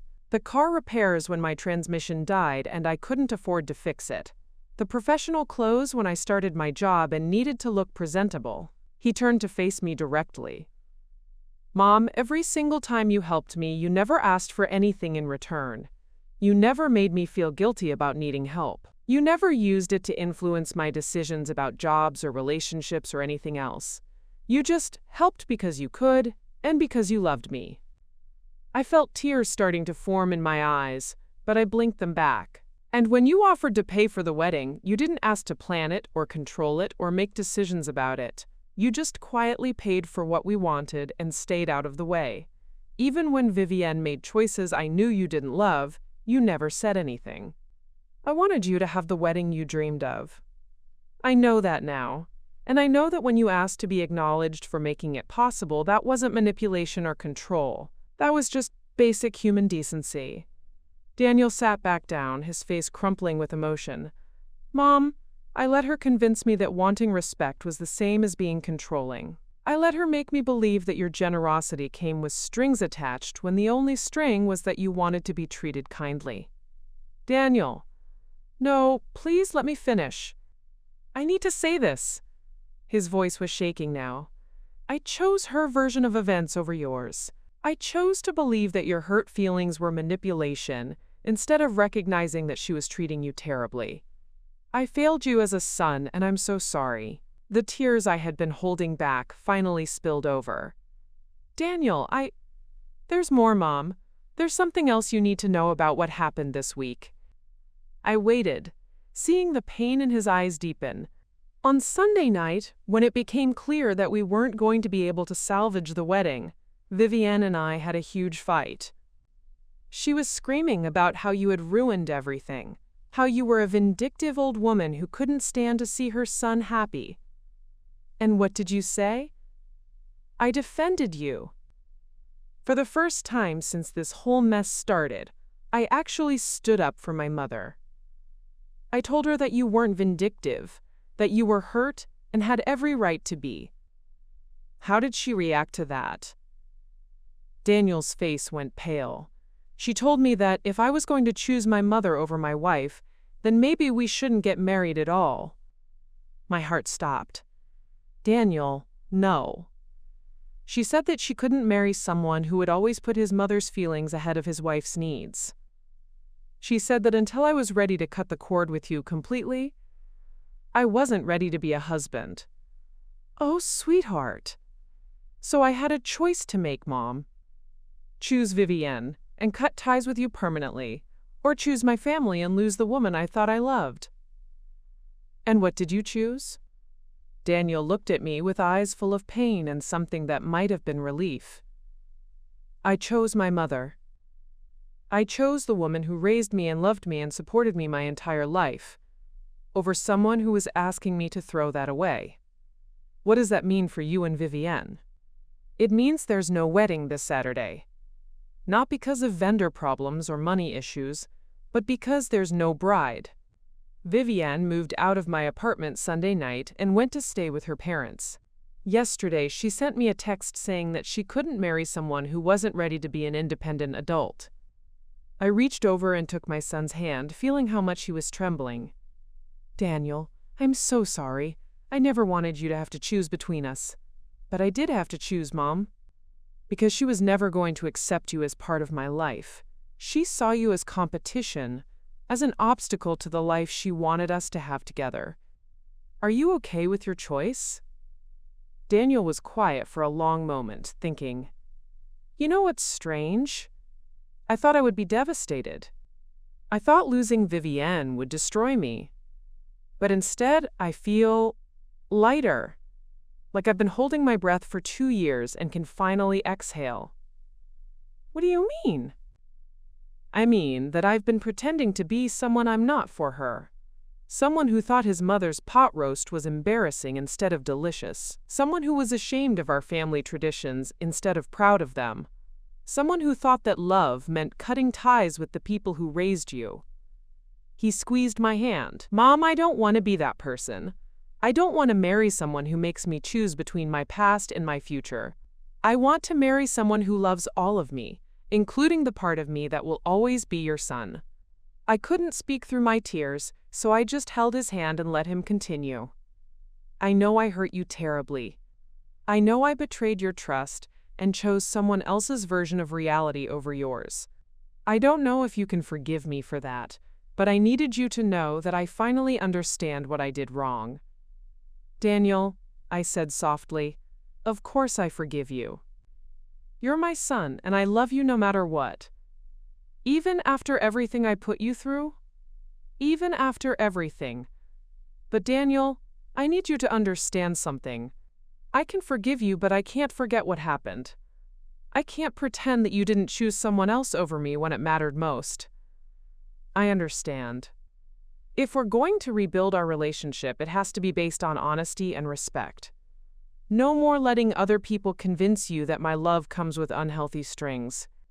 No more treating my support like it's manipulation. I promise, Mom. I swear to you that I will never let anyone make me doubt your love again." We sat together in silence for several minutes, both of us crying and both of us beginning to heal from the wounds of the past few weeks. "So what happens now?" I finally asked. "Heta poduaifi." Now I figure out how to build a life based on who I really am instead of who someone else wanted me to be. And if I'm lucky, maybe someday I'll find someone who loves the real me, including the part that comes from you. You will, sweetheart. And when you do, she'll be welcome in this family from day one. Promise? Promise. But Daniel, the next time you get married, you're paying for it yourself.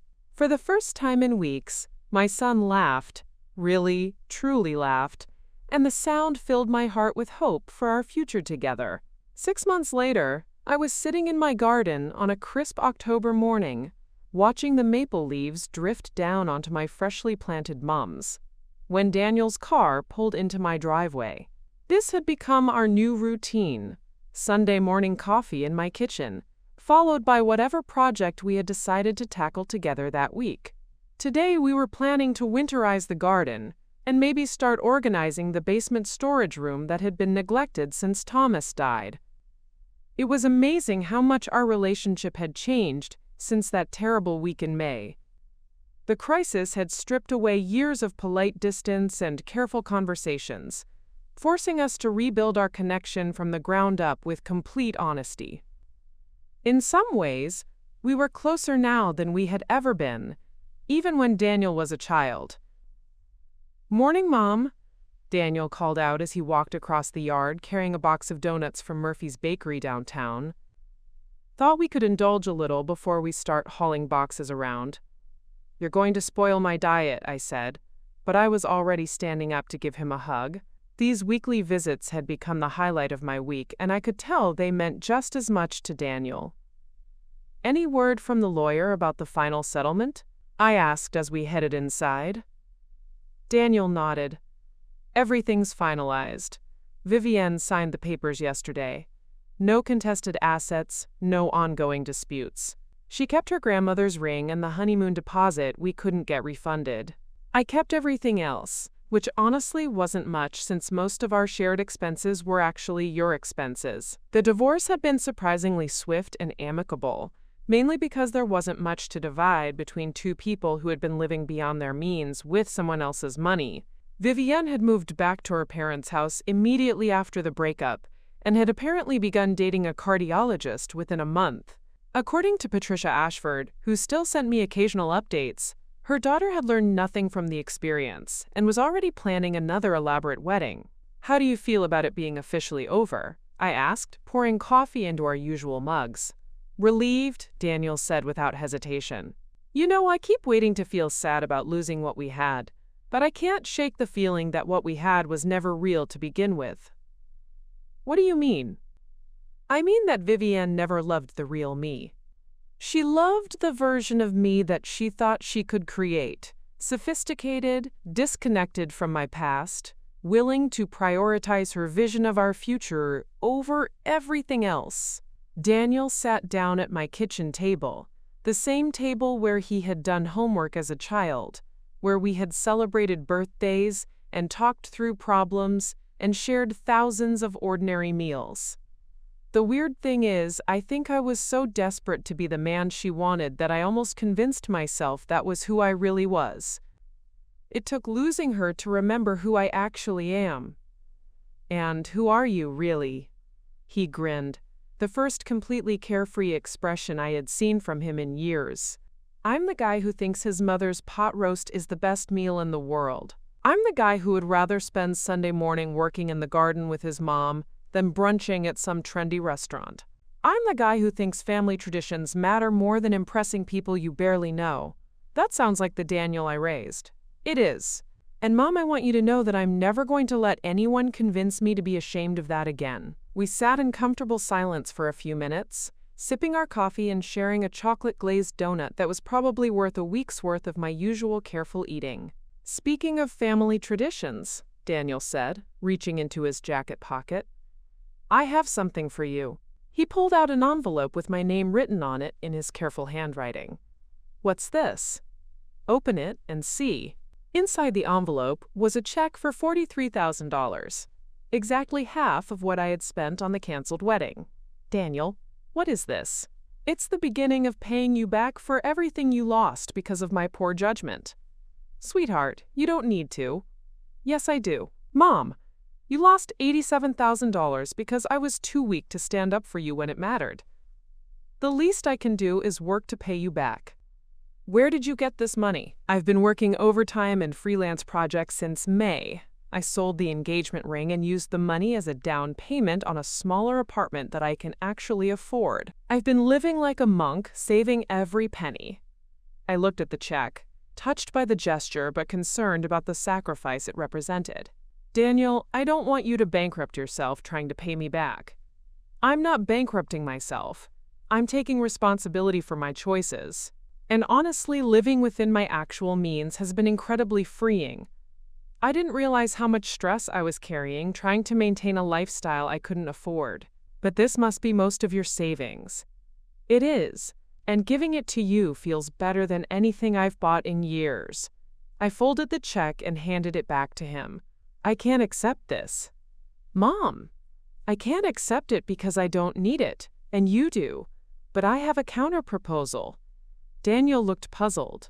"Put this money into a savings account, and don't touch it. When you meet the right woman, and you will meet the right woman, use it for a wedding that's based on love and respect instead of status and manipulation." "What if I never get married again?" "Then use it for a house down payment, or a business investment, or whatever makes you happy." "But Daniel, I don't want to be paid back for loving you. That's not how family works." "But you lost so much money." "I lost money that I chose to spend on something that mattered to me. Yes, it hurt when that gesture wasn't appreciated, but the money itself was never the point." I reached across the table and took his hand. "The point was celebrating your happiness. The point was giving you a beautiful start to your marriage. The point was showing you how much I love you. None of those things were mistakes, even though the recipients didn't deserve them." Daniel's eyes were getting watery. "How are you so wise about this stuff?" "I'm not wise, sweetheart. I'm just old enough to know the difference between being generous and being taken advantage of. And I'm stubborn enough to stop enabling people who treat me badly, even when I love them." "I'm sorry I treated you badly." "I know you are, and I've forgiven you. But Daniel, I need you to forgive yourself too. You were manipulated by someone who is very good at manipulation. Recognizing that and changing course took courage. It didn't feel courageous. It felt like admitting I had been an idiot. Sometimes those are the same thing." We spent the rest of the morning working in the garden, pulling up the summer annuals and preparing the beds for winter. It was satisfying work, made even better by the easy conversation and shared laughter that had replaced the tension of recent years. Around noon, Rebecca called to confirm plans for Thanksgiving dinner. She had been hosting the family gathering for the past few years, but this year I had volunteered to take it back. It would be the first major holiday I had hosted since the wedding disaster, and I was looking forward to filling my house with family and friends again. "How many people are we expecting?" I asked Rebecca. 12 so far, including Daniel and his friend Sarah from work." Daniel looked up from the chrysanthemum he was planting. "She's not my girlfriend, Aunt Rebecca. We're just friends." "Yet," Rebecca said with a knowing tone that made Daniel blush. After the call ended, I looked at my son with raised eyebrows. "Sarah from work?" "She's an interior designer who contracts with our firm sometimes. We've had coffee a few times." "And?" "And she's nice, really nice. She laughs at my jokes. She thinks our family stories are charming instead of embarrassing, and she makes incredible homemade bread. She sounds promising." "She is. But Mom, I'm taking things really slowly this time. I want to make sure I know who someone really is before I get serious about them." "That's smart. What's she like?" Daniel sat back on his heels, considering the question.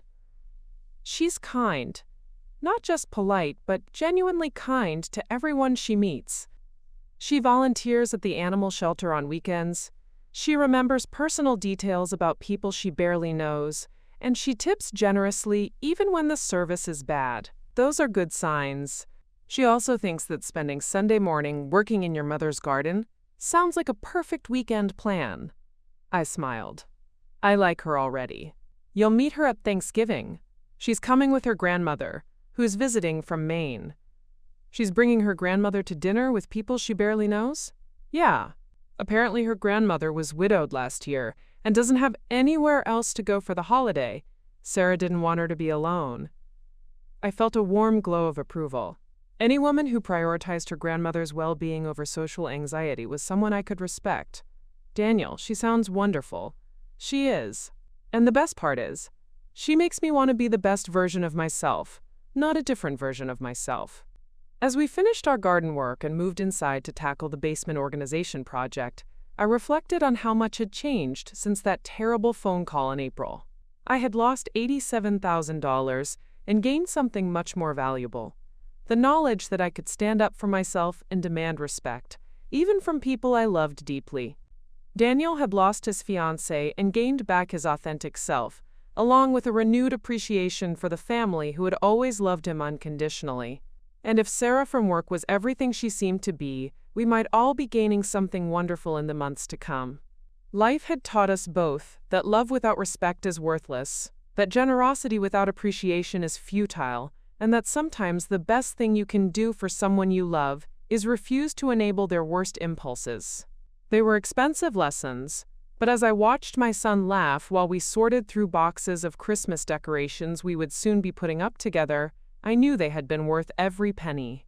Up next, you've got 2 more standout stories right on your screen. If this one hit the mark, you won't want to pass these up. Just click and check them out.